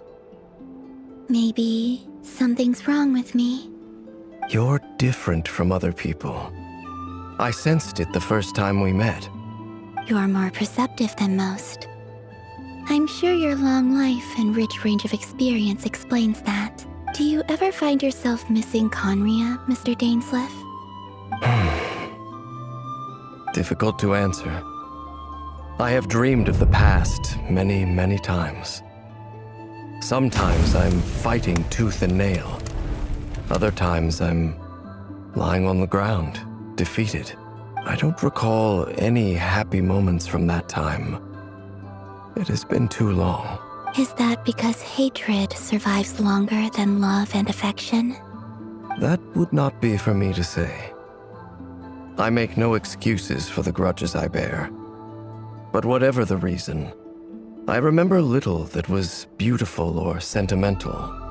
Thank you for your help with the Rerir situation. Without your efforts, I never could have learned the hidden truth of his story. You're welcome. I know he's your friend.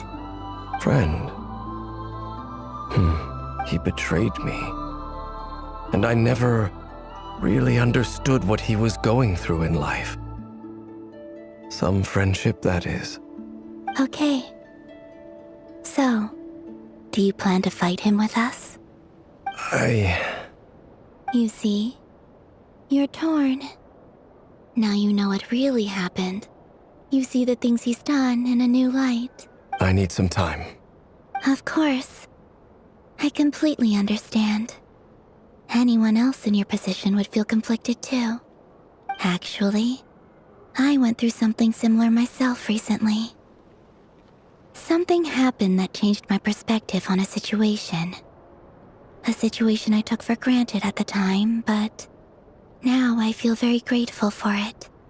You mean the Harbingers who still support you, even though you've left the Fatui? Yes. I always thought they were only helping me because Harbingers are forced to work together. But then I abandoned them. A warrant was even put out for my arrest. And even now, they still support me. Which means I was wrong about them all along. Clearly, they view you as a friend. I feel a little guilty now. I regret not seeing her help for what it was, and not treasuring it. I see the guilt that you're feeling now, because I feel it too. Hopefully, talking about it will do us both some good. Have you noticed that the Traveler and Paimon are over there? I think they've been listening. Huh. Shall we say hello? Sure. Hello. Ah! They caught us!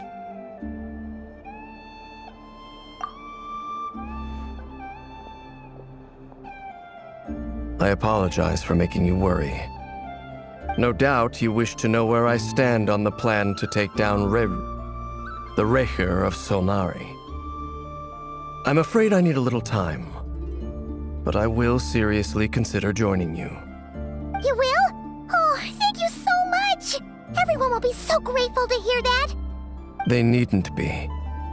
This was something that I was going to have to face up to eventually. That doesn't matter to them.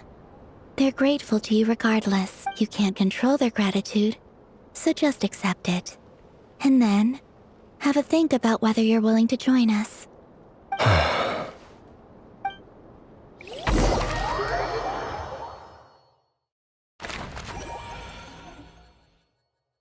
It's nearly showtime!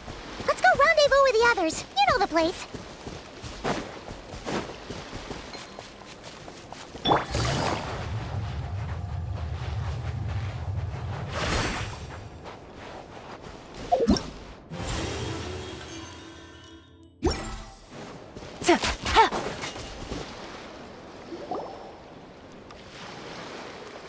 Ah, you're earlier than I expected. Hey, Flint's! Been waiting here long? Not too long. I came a little early so I'd have some time to think. Are you nervous about the battle? Quite the opposite. I'm reminiscing on my past battles. When I was awakened by the Ratniki, I had not touched a weapon in many years. I felt like the battlefield was not where I belonged. But after waging war against the Wild Hunt for so long, I came to realize something. A life of absolute peace is simply not a possibility for me. My restless flame indicates that somewhere inside of me, there is a deep yearning to root out the evil in this world. Oh, that doesn't sound like such a bad thing.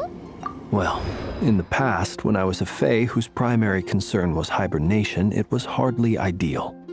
But it certainly serves me well here in the present. And I am delighted to be able to join forces with you in this endeavor. Looks like I'm not the first to arrive. Ah, Miss Lauma. Did you sleep okay last night? I struggled to settle down at first, because of the nerves. But don't worry. I got enough sleep in the end. I'll be just fine. Please, I'm just doing my part. Never! Over here!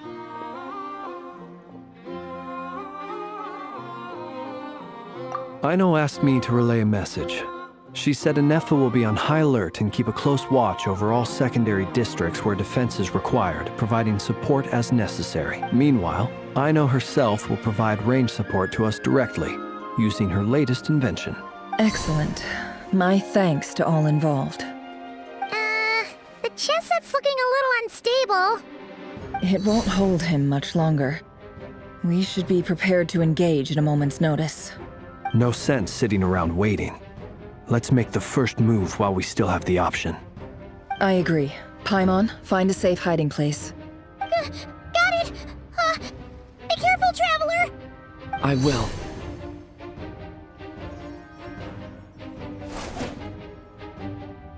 Everyone, take your positions as soon as the battle starts.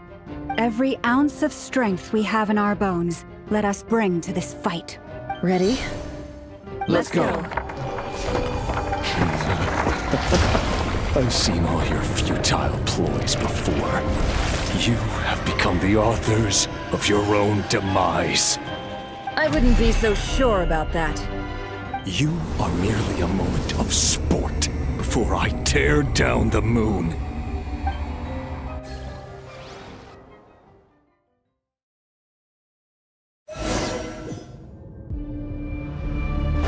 Stay the on moonlight betrays you. Yep, you too.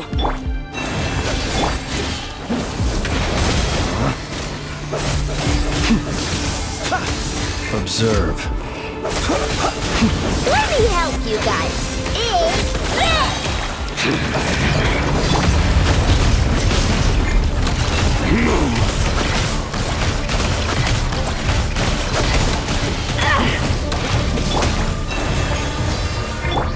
Close your eyes. Night praise you. Be silent. Hunt him down! Steady now. Pathetic! Water jet! Can't hide the truth. Time to conclude. The mystery unravels. For the everlasting forest. Close your eyes. Be silent. Fear the dark. Close your eyes. Futile! Night falls. It began with the moon, and so shall it end. The moon will protect you.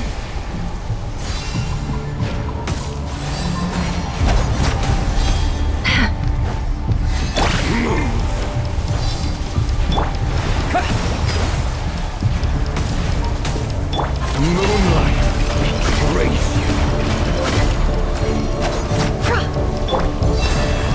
Be silent.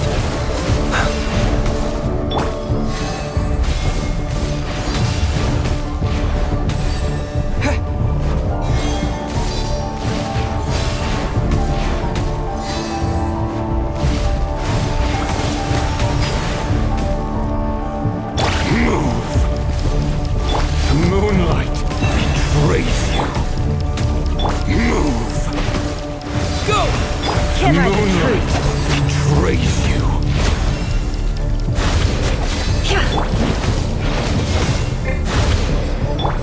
Forest? Close your mouth.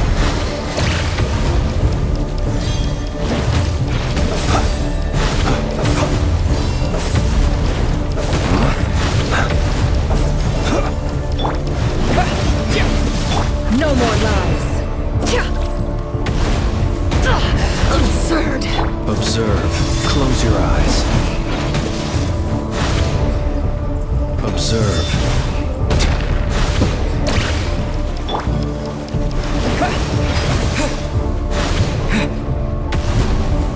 Do you see now? Can't hide the truth. From here, when will it be as you foretold?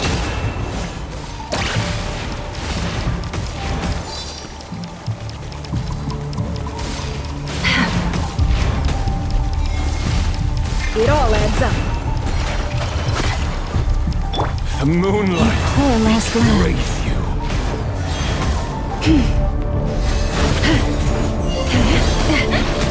Stay your hand.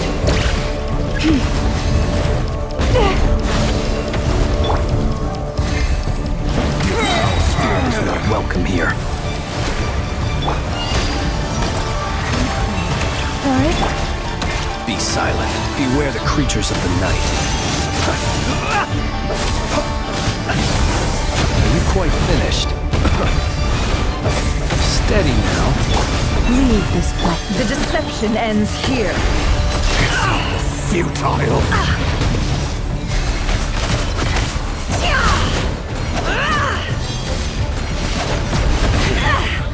No more. Forest, protect us. Hunt him down. The ebb and flow is over.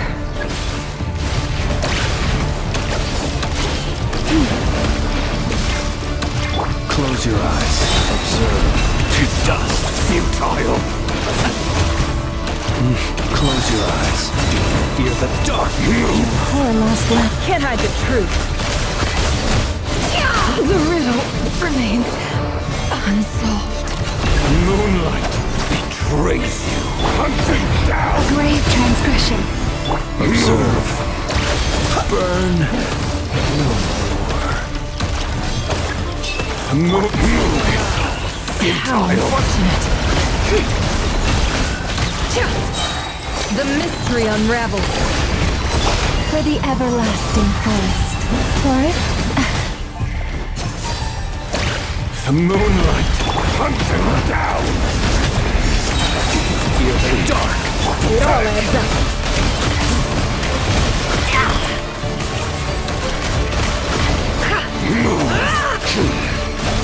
The game of heroics is over. Who wants to go first? The Moonlight betrayed. Now, get out of my sight! No! We've been separated! Will it take? You okay? Nefer! Where are the others? Stuck outside the barrier. I guess he really doesn't like us. Destroyed! Then reborn! Knowing too much is always a death sentence! Be careful what you wish for!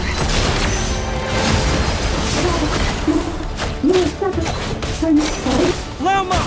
Can you hear me? Hold on, please! Silence! The voices are gone. But at least I know they're still there. I need to focus. Stick to the plan.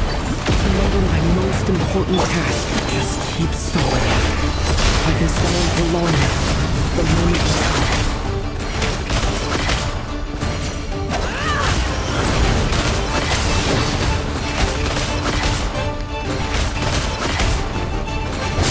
It all adds up.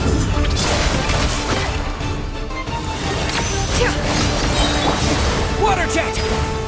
Yeah! The deception ends here.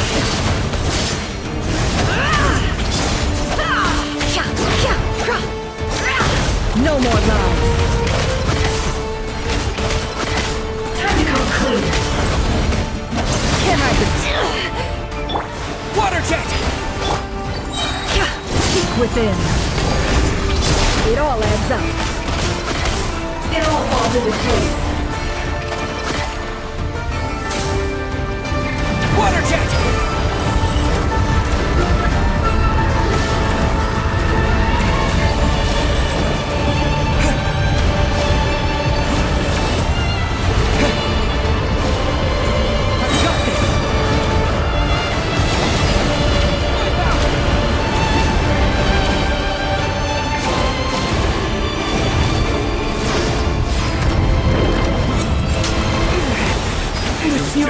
Death in my breath! I can't keep this up! Don't push your luck.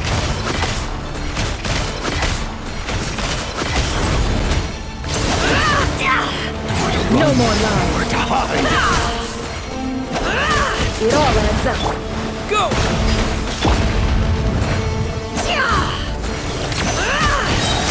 The mystery unravels. Bombs away! No more lies. It all falls into place.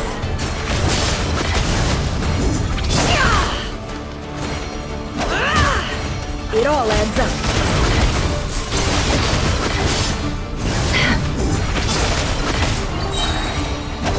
Can't hide the truth. The deception ends here.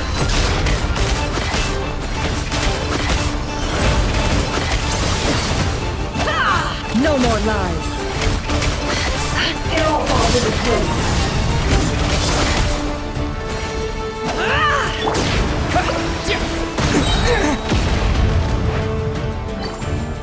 Yeah! It all adds up. Seek within.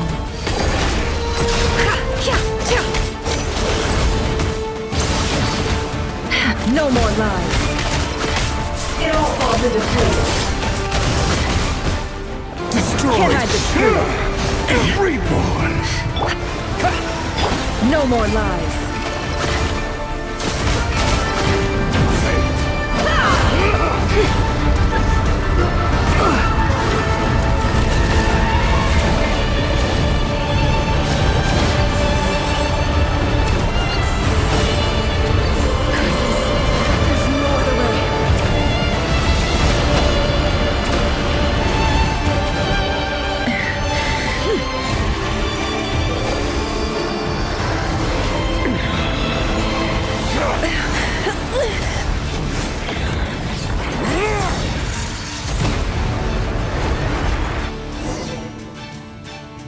The only way to defeat Rarer is to borrow his own power. That means Columbina will have to disappear while you two bear the brunt of his attacks. You have to hold on. Find a way to keep him focused on killing the two of you.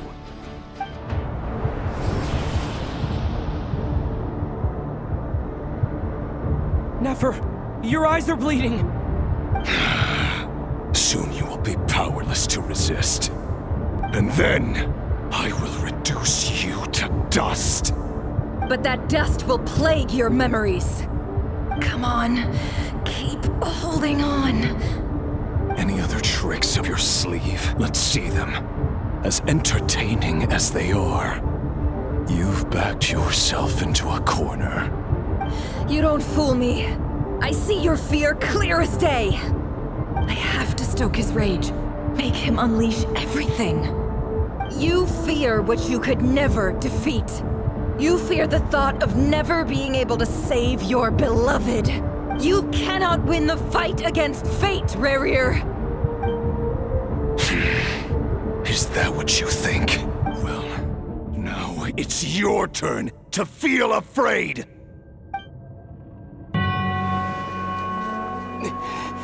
You fear the sound of your own name? Is it us you hate? Or is it what you've become? Let's see what becomes of you!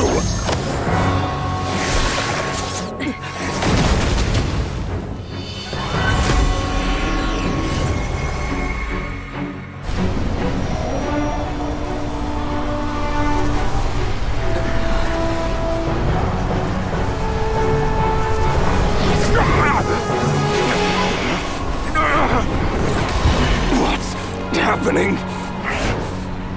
That power. I've seen it before!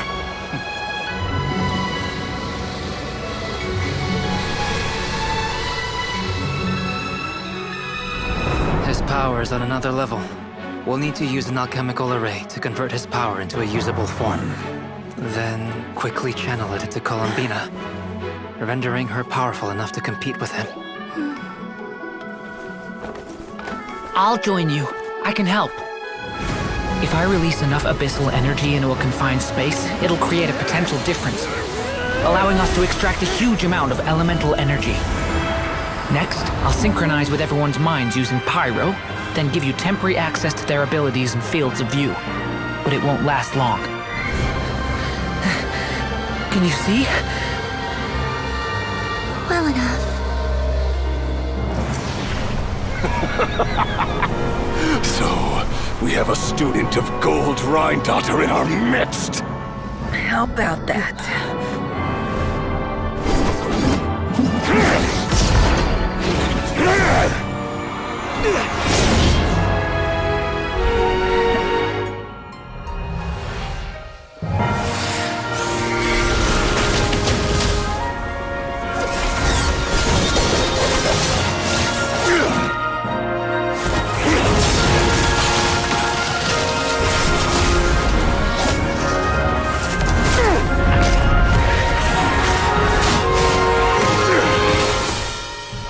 You use my own power against me? Just like how you stole Kuvaki. Look familiar?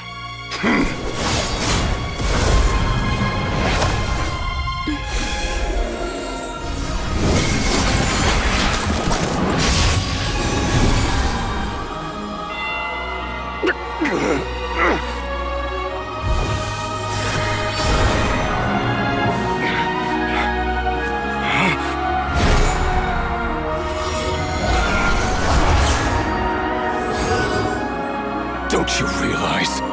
You don't have the power to hold that gate open! I don't, but someone else does.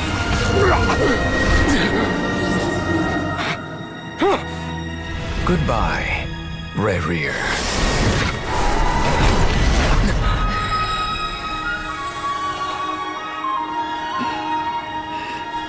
We won.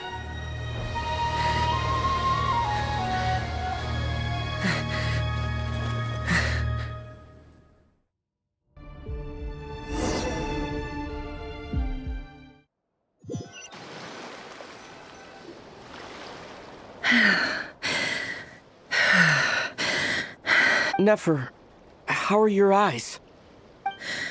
They're fine. Apart from the blindness, of course. It's not too late. Let me handle it.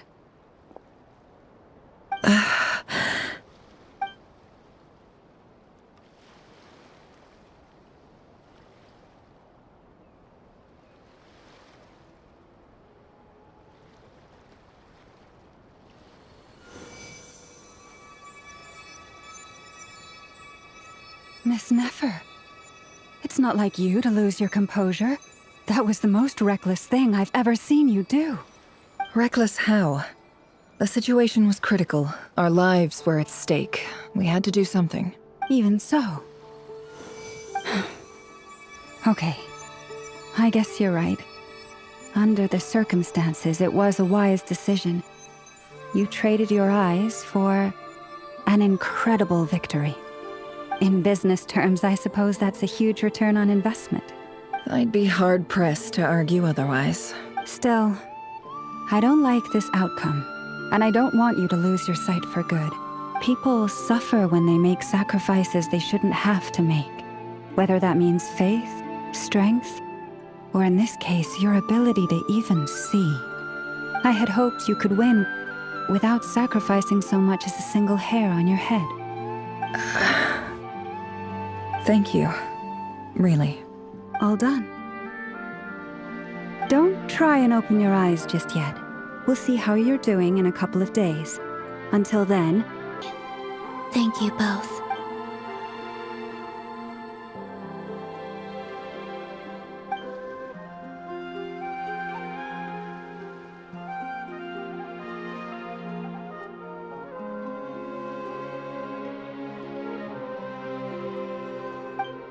There's something I want to let you know. What is it? When Durin connected everyone's minds so I could access their powers, I also felt everything they felt. And since Nefer's eyes were injured, my eyes are hurting now too. Huh. Hold on. Let me try. I only feel the pain. There's no actual damage.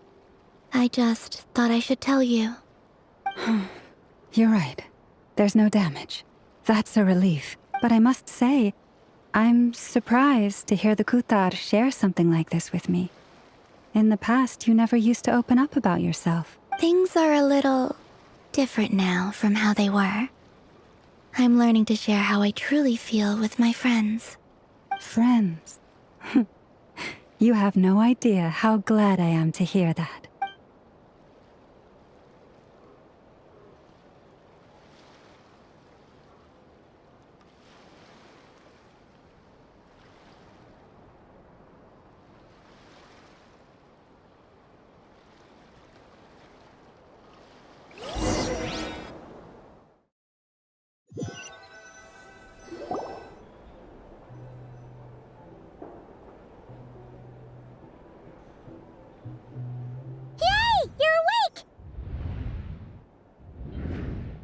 How are you feeling? Any aches and pains? Did you sleep well? I'm doing all right, Paimon. No need to worry about me. Phew! Well, that's good. Paimon's been sitting on the edge of the bed worrying about you for ages. You slept a whole day and night. Poor Paimon had to eat all by her lonesome. Glad to hear you didn't starve. How was the food? Well, it wasn't the same without you there to share it. Honestly, Paimon just can't relax when you're not your usual self. She couldn't enjoy the food and settle down to sleep. Well, I'm back to normal now. Oh yeah, and Albedo swung by earlier. He said to tell you to head to the tavern when you woke up. Varker and the others are organizing a victory feast and they want to celebrate with you. He also dropped off some medical supplies, but you seem fit as a fiddle, so guess you won't be needing those. If you're feeling up to it, let's head over now. Wouldn't want to keep them waiting.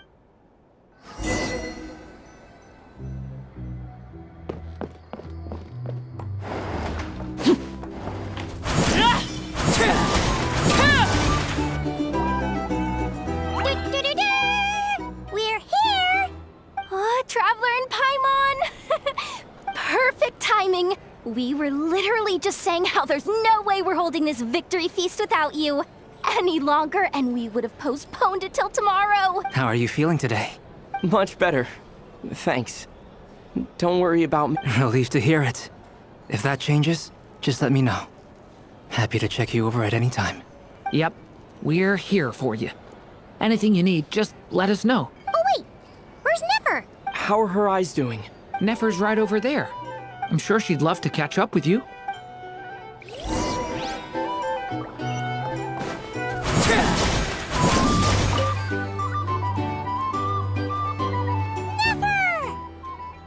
Traveler, Paimon, are you recovering well? Turns out that moon chanter has some real talent after all. My eyes were mostly recovered after just a couple days' rest. I can actually open them again now. Yeah, but you gotta be careful. Lauma says not to strain your eyes while they're still healing. Yes, thank you. I'm well aware. Yehoda, could I borrow you for a moment? I could do with an extra pair of hands. Oh, sure. Did you hear that? I gotta go help Lauma for a second. You guys chat among yourselves. I'll grab us some drinks on the way back. Paimon, you still like them sweet? You bet! Make it extra sweet, because Paimon's earned it! Sure thing!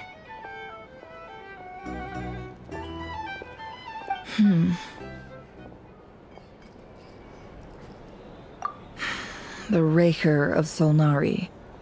Kind of a snake, don't you think? No, definitely a snake. A poisonous one who spewed his venomous hatred everywhere. Anyone who seeks revenge out of hatred for other people has become a snake. That's something my dad used to say. Perhaps. I'm sure it sounds like a very wise and open-hearted perspective to your ears. But me? I think hatred is a perfectly justifiable emotion. Will be powerless. What else is left when everything you depended on in life gets stripped away? If you're worried about me, you can nip that in the bud. I'm not someone who gets stuck in the past. It's just... I suddenly feel like I was wrong to call my father a liar. He was just a fool. That's why the academia turned their back on him, and why the other tribes ganged up on him. Oh, Father. How much better things could have been if you were a skilled liar. Look at the Ibis King. Thoth is a fiendishly cunning liar.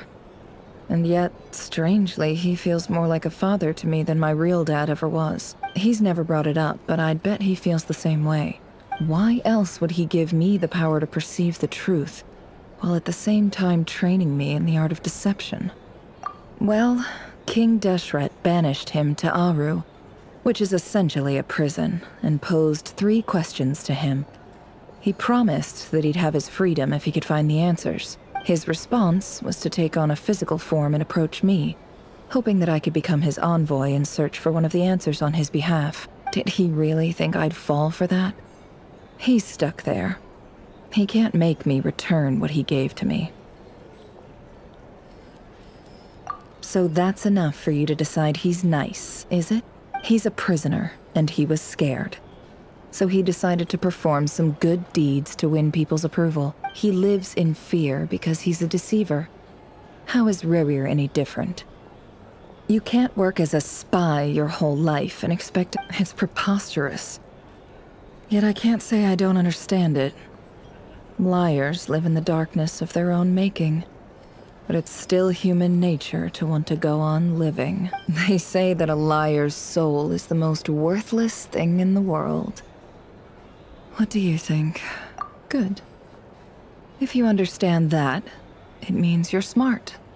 And you see things objectively. If you ask me, the soul of a liar really is worth nothing. Because all they care about... For example, when something good falls into my lap, I don't go sharing the news around. Stops other people trying to steal it from...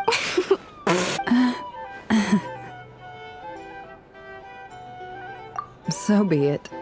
They have sharp ears. I can't keep anything from them. Wow, is that what it looks like?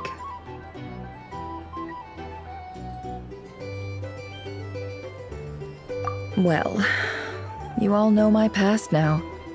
And I can't simply eliminate everyone who knows too much. So I guess I just have to put up with you. For the foreseeable future, at least. When you find yourself in a situation you can't control, the safest play is to keep calm and start monitoring everyone involved like a hawk. In the intelligence world, you need to have a sense of perspective and play your hand accordingly. If you understand what's at stake, please ensure my secret is safe with you. I trust you'll respect my wishes as a friend. But don't forget, I will also be watching you like a hawk. Very good.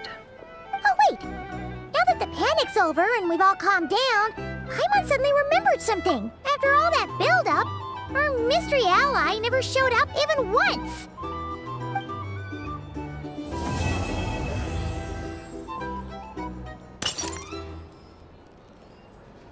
Huh? Am I imagining things?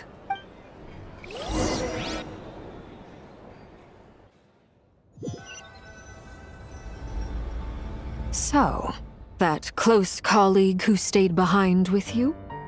What's he been up to recently? Don't know, don't care. I get more normal human interaction from hanging out with Bosco too than him. Although, now you mention it, he hasn't bothered me in a while. I wonder if... If he's disappeared without a trace, it's the biggest gift he ever gave to the world. But I somehow doubt that's what's going on.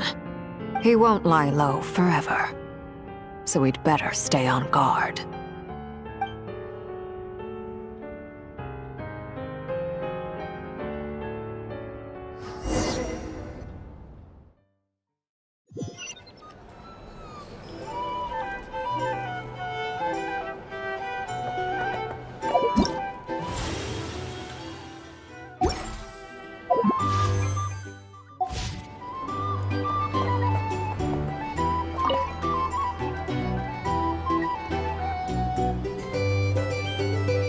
Ah, Lord Sangama Bay. How lovely. I must thank you for the device you provided. It was an enormous help. Would I be right in thinking that it was developed by the Academia? Why come and ask me when you clearly know already? I mostly came to thank you. That's more like it. A little gratitude goes a long way with Lord Sangama Bay. Play your cards right, and you might even stand a chance of becoming my long-term supplier. The chance to work with such a kind and charitable investor as yourself would be a great honor for the Curatorium. Huh? Charitable? Who said anything about charity? First time hearing about it. Let's see. The first plot of land you purchased in NODKRAI, your desert interests, and... Stop! What do you think you're doing? Exposing my investment history! It's nothing to hide from. They're all perfectly legitimate investments. And some of the land you purchased was with the intent of building a sanctuary? Yes, I heard about that too. How did you... You're a curious case, Lord Sangama Bay. You don't like people finding out about your good deeds, do you? But I'm afraid no matter how hard you try to keep things under wraps, where there's a will, there's a way. You did it for Sumeru, didn't you? It was empty land that was gonna go to waste otherwise. I figured if I built something there, it might at least get some use in an emergency. Disasters are capricious things. They strike without any warning. I've lost family to a disaster before, and I don't want to lose any friends or business partners if I can help it. My elder sister used to dream of finding a sanctuary. Somewhere with plenty of food, water, and medicine. Where everyone could live happy lives. It was something I looked into. But after discussing things with the ARCHON, I decided on a more effective strategy. The tech people handled the tech, and Moneybags provided the Mora. It just made the most sense. It's a pity that so few people know the truth about you. Everyone says that you view everything in terms of Mora, and all you care about is growing your own wealth. So, what's the problem with that? Everyone wants to be rich. It's human nature. So yes, I love Mora, and it's nothing to be ashamed of. But surely you have dreams of your own beyond just making Mora. You don't get it, do you? My dream is to invest in other people's dreams. And, you know, make a nice little slice for myself along the way. Just thinking about it makes me happy. That sweet, sweet sound of Mora. Thank you. For the device? And the pendant. Oh, that. I was just returning a favor. Don't worry about it.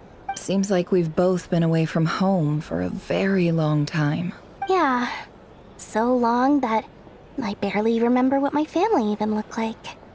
That would be your mother, father, and sister? Yeah, though it's been years since my sister passed away. It's not like I want to forget them, obviously, but memory can be even more ruthless than the most calculating business person.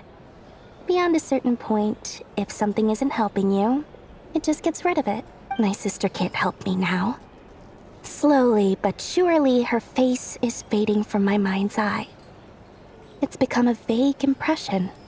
Not everything will fade. When loved ones pass away, the beautiful memories are the ones that last the longest. Yeah, that's true. If you ask me, that's the one silver lining in all of it. Well, that, plus, I'm sure that life is much better now than it was back then. Oh, absolutely. I have tons of Mora, a big beautiful house, business is booming, and I'm as happy as can be. You've got a lot going for you too. Boss of the Curatorium of Secrets?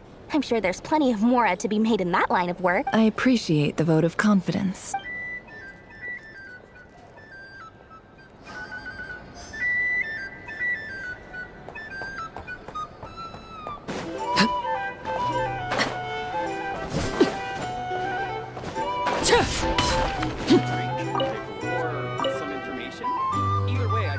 How have you been holding up? Any adverse reactions? If you start to take a turn for the worse, make sure you tell me right away. You don't need to worry about me, Grandmaster. I'm fine. I mean, I barely did anything, so... What? You're too humble, young man. You played an indispensable role in the battle for NODKRAI. We can't thank you enough for your support. Sometimes, when people praise you, it's because you deserve it. The best thing is to accept it calmly and with grace.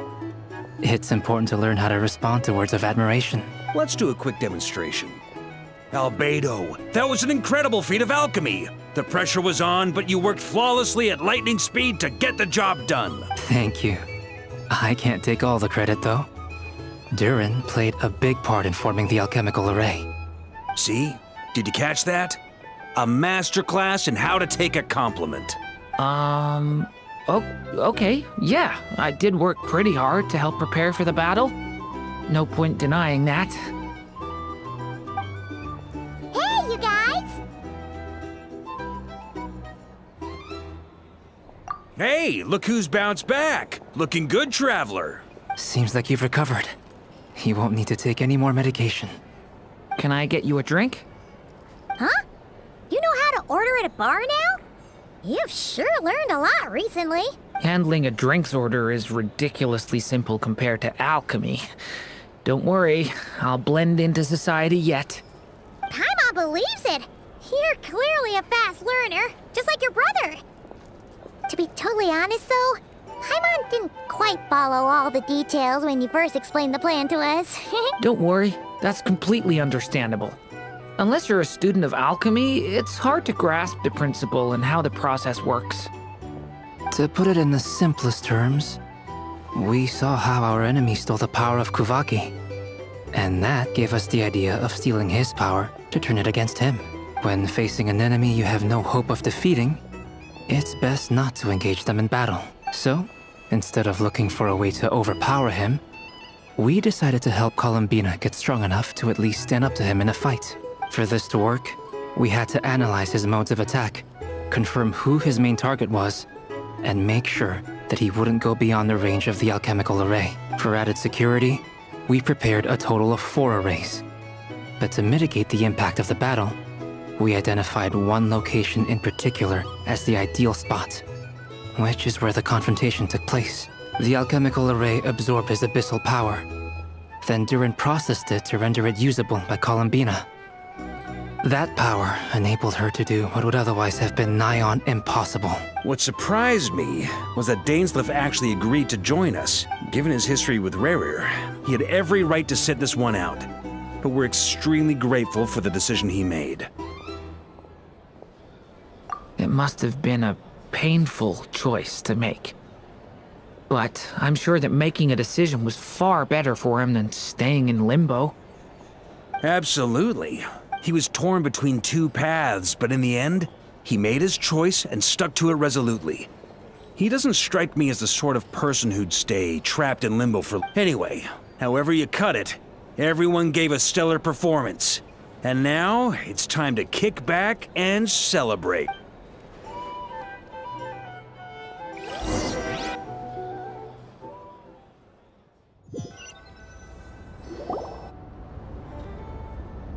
That's the only reason you're here?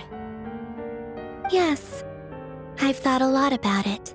And I've realized that you, me, and Arlecchino should be friends. I think this is very important. So I felt I had to come and tell you. Well, this is a new one. I'm so moved. I can't even hold my teacup. If that's all, you can leave now. Do you not want to be friends with me? Or is it that you prefer being co-workers? What is this, Columbina? Are you deliberately testing my patience threshold? Right now, my politeness module is active. But if you say another word, I swear I'll shut it down. If your politeness module was active, wouldn't you say the word please at some point? Polonia, please see Lady Columbina to the door. Will you still invite me to your next tea party? What? Yes, I think you will. Bye-bye, dear Sandrone.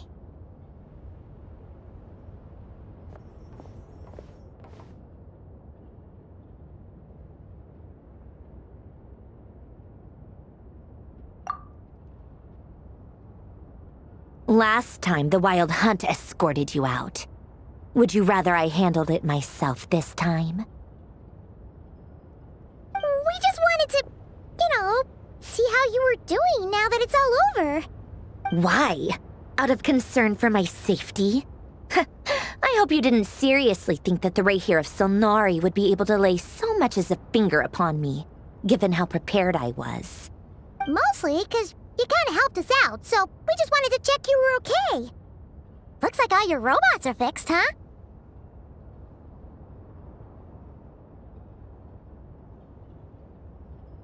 Oh, don't you worry about that. Tea time is already a write-off. The visitor before you managed to kill my appetite. If you're in the mood for tea, go ahead and help yourself. Otherwise, it's going to waste. My coasters are still missing in action, though. Use this notebook instead. Whoa! Pretty hefty notebook. Look at all those calculations. You can ignore those. They're just dumb scribblings. I doodle and write in my free time. Sometimes I remember the distant dreamlike past. Sometimes I imagine the far-flung future.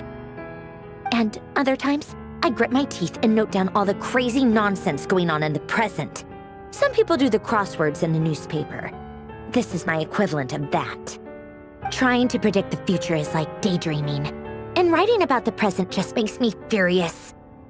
The past is my favorite. If nothing else, it's already set in stone, so I don't have to rack my brains trying to figure it all out. Huh. Although, having said that, the only vaguely interesting memory in my past is probably that guy they call Lord Artificer. Who else? Pretty much all the mecha in Fontaine are his personal handiwork. Wait, are you saying you know him? Like, personally? As a friend? I mean, I guess we were friendly enough.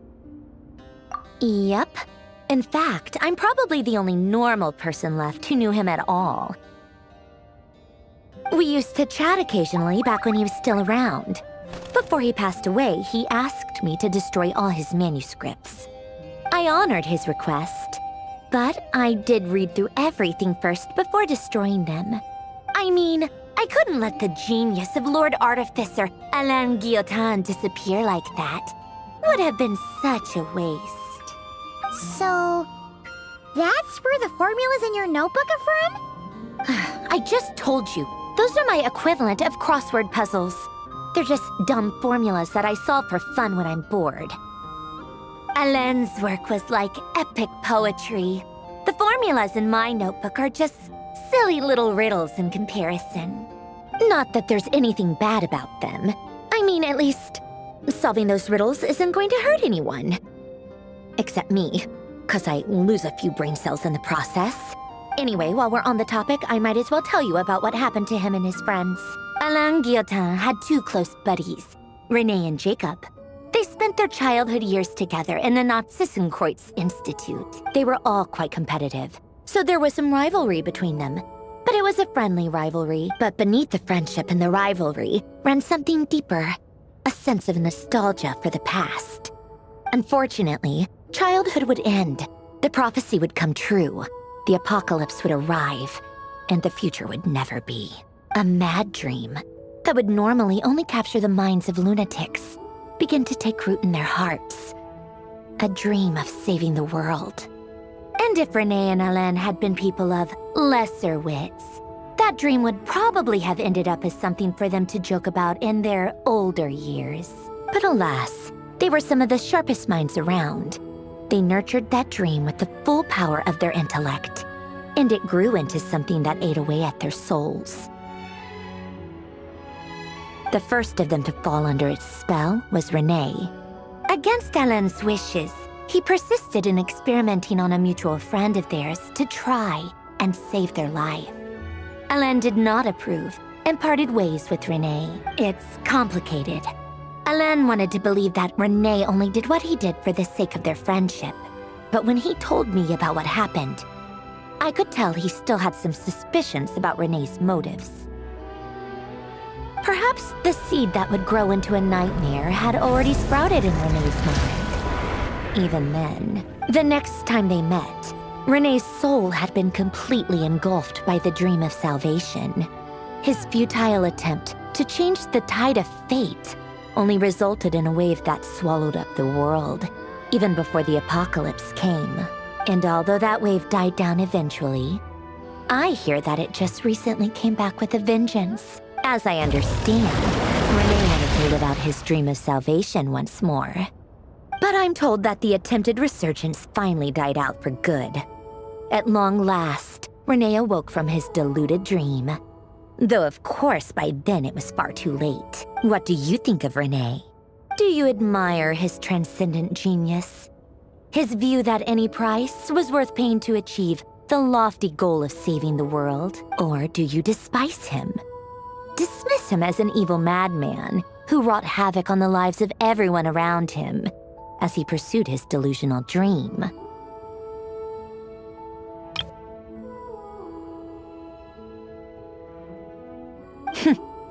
Same difference, really. Just a matter of perspective. What a cop-out. But I suspect you'd have a more incisive and insightful answer if we dug into it further. I don't like fanatics who give up their whole lives for their ideology. Nor do I like fools who let their delusions take control. Maybe I could understand if René had just been an ordinary person.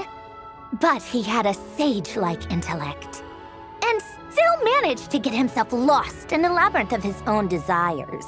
Anyway, that's enough about René. Now, moving on to Alain Guillotin, the Lord Artificer. He managed to put a stop to the first storm whipped up by René. But after that, Alain lost his friends and family. To his credit, I suppose, the loss of his family and friends was purely a tragic accident. It's not like Alain sacrificed them for his cause or anything. After that, the only thing supporting his work was the same dream that had dragged his closest friend down to the abyss. But although the desire to save Fontaine drove him to found the Fontaine Research Institute, Alain continued to reject any form of transcendental knowledge or power. He was suspicious and fearful of it, having seen the way it had affected his closest friend.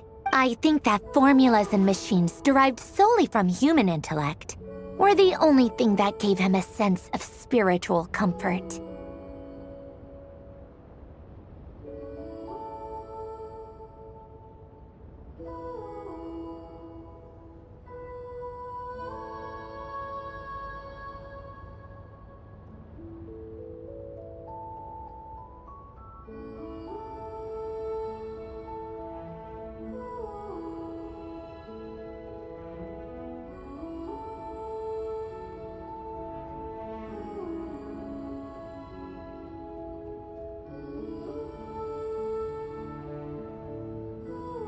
Yet Alen's intellect was simply too great. It barely left him space to breathe in his lifetime. Once he realized that the end of his life was approaching, he finally accepted the truth. The Nazissenkreuz Institute needed someone, and a human being, to see its story through to the end. He quit working on his formulas, trading them in for the fairy tales that had played such a formative role in his childhood, but which he barely touched in his adult life. He told me that the director of the Nazissenkreuz Institute used to read those fairy tales to the children as bedtime stories. Apparently, they worked wonders at sending kids off to sleep. I think that all he wanted at that time in his life was to be able to sleep deeply without being plagued by depression. By that point, nothing else really mattered. At the very end, he laid down to rest in the ruins of the former Nazissenkreuz Institute orphanage, while the Fontaine Research Institute he had founded continued tirelessly with its work. Many years after that, tensions over competing dreams would once again cause a rift, this time between members of the Fontaine Research Institute. But the actions of those fools had nothing at all to do with Alen. And that is the story of two people from the Nazissenkreuz Institute who both wanted to save the world. One went all in on his fantasy of salvation without ever looking back, and ended up calmly sinking to the bottom of the deepest sea. The other sought desperately to burn bright in his life, even though he wasn't sure where he was going. I do sometimes wonder, why is it that people like them have such grand hopes of saving the world? Even the grandest tree starts as a tiny seed. So perhaps, for each of them, their mission to save the world began with a very simple desire: to save themselves. They were young children with friends and family who mattered to them, desires to explore the meaning of life, ambitions to have a successful career. They didn't want to see all of that taken away in one fell swoop. Or maybe they just wanted to find something to anchor themselves within the chaos, to stop them getting quietly swept away by the storms of life. But instead, the search for their own salvation took them down the rocky road laid out by fate.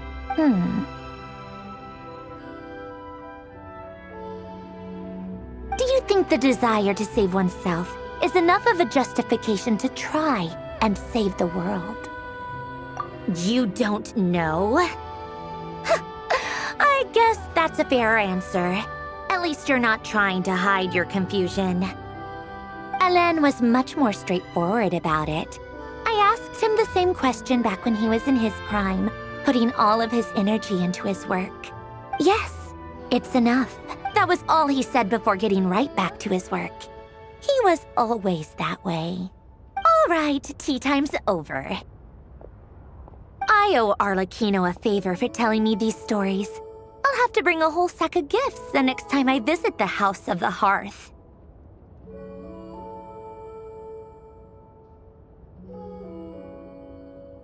I'm gonna go tinker with Polonia now. You guys can do whatever you want, as long as it doesn't involve interrupting me.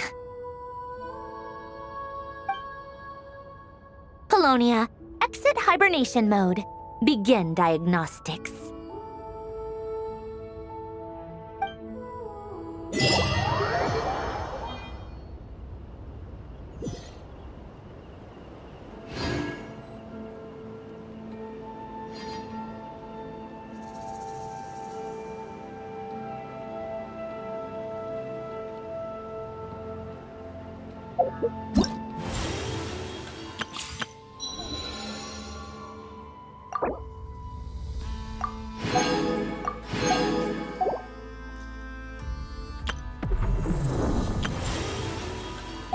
Staring into my eyes is ill-advised.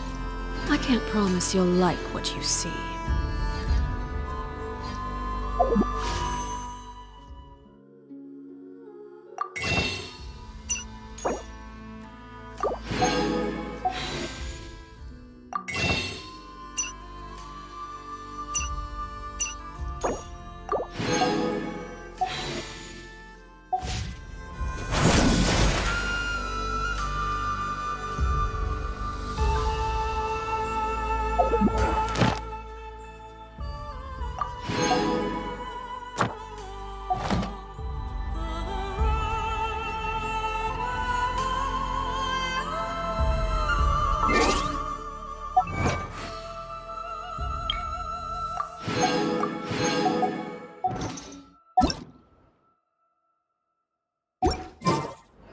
Something you wish to report? Go on. You have my undivided attention.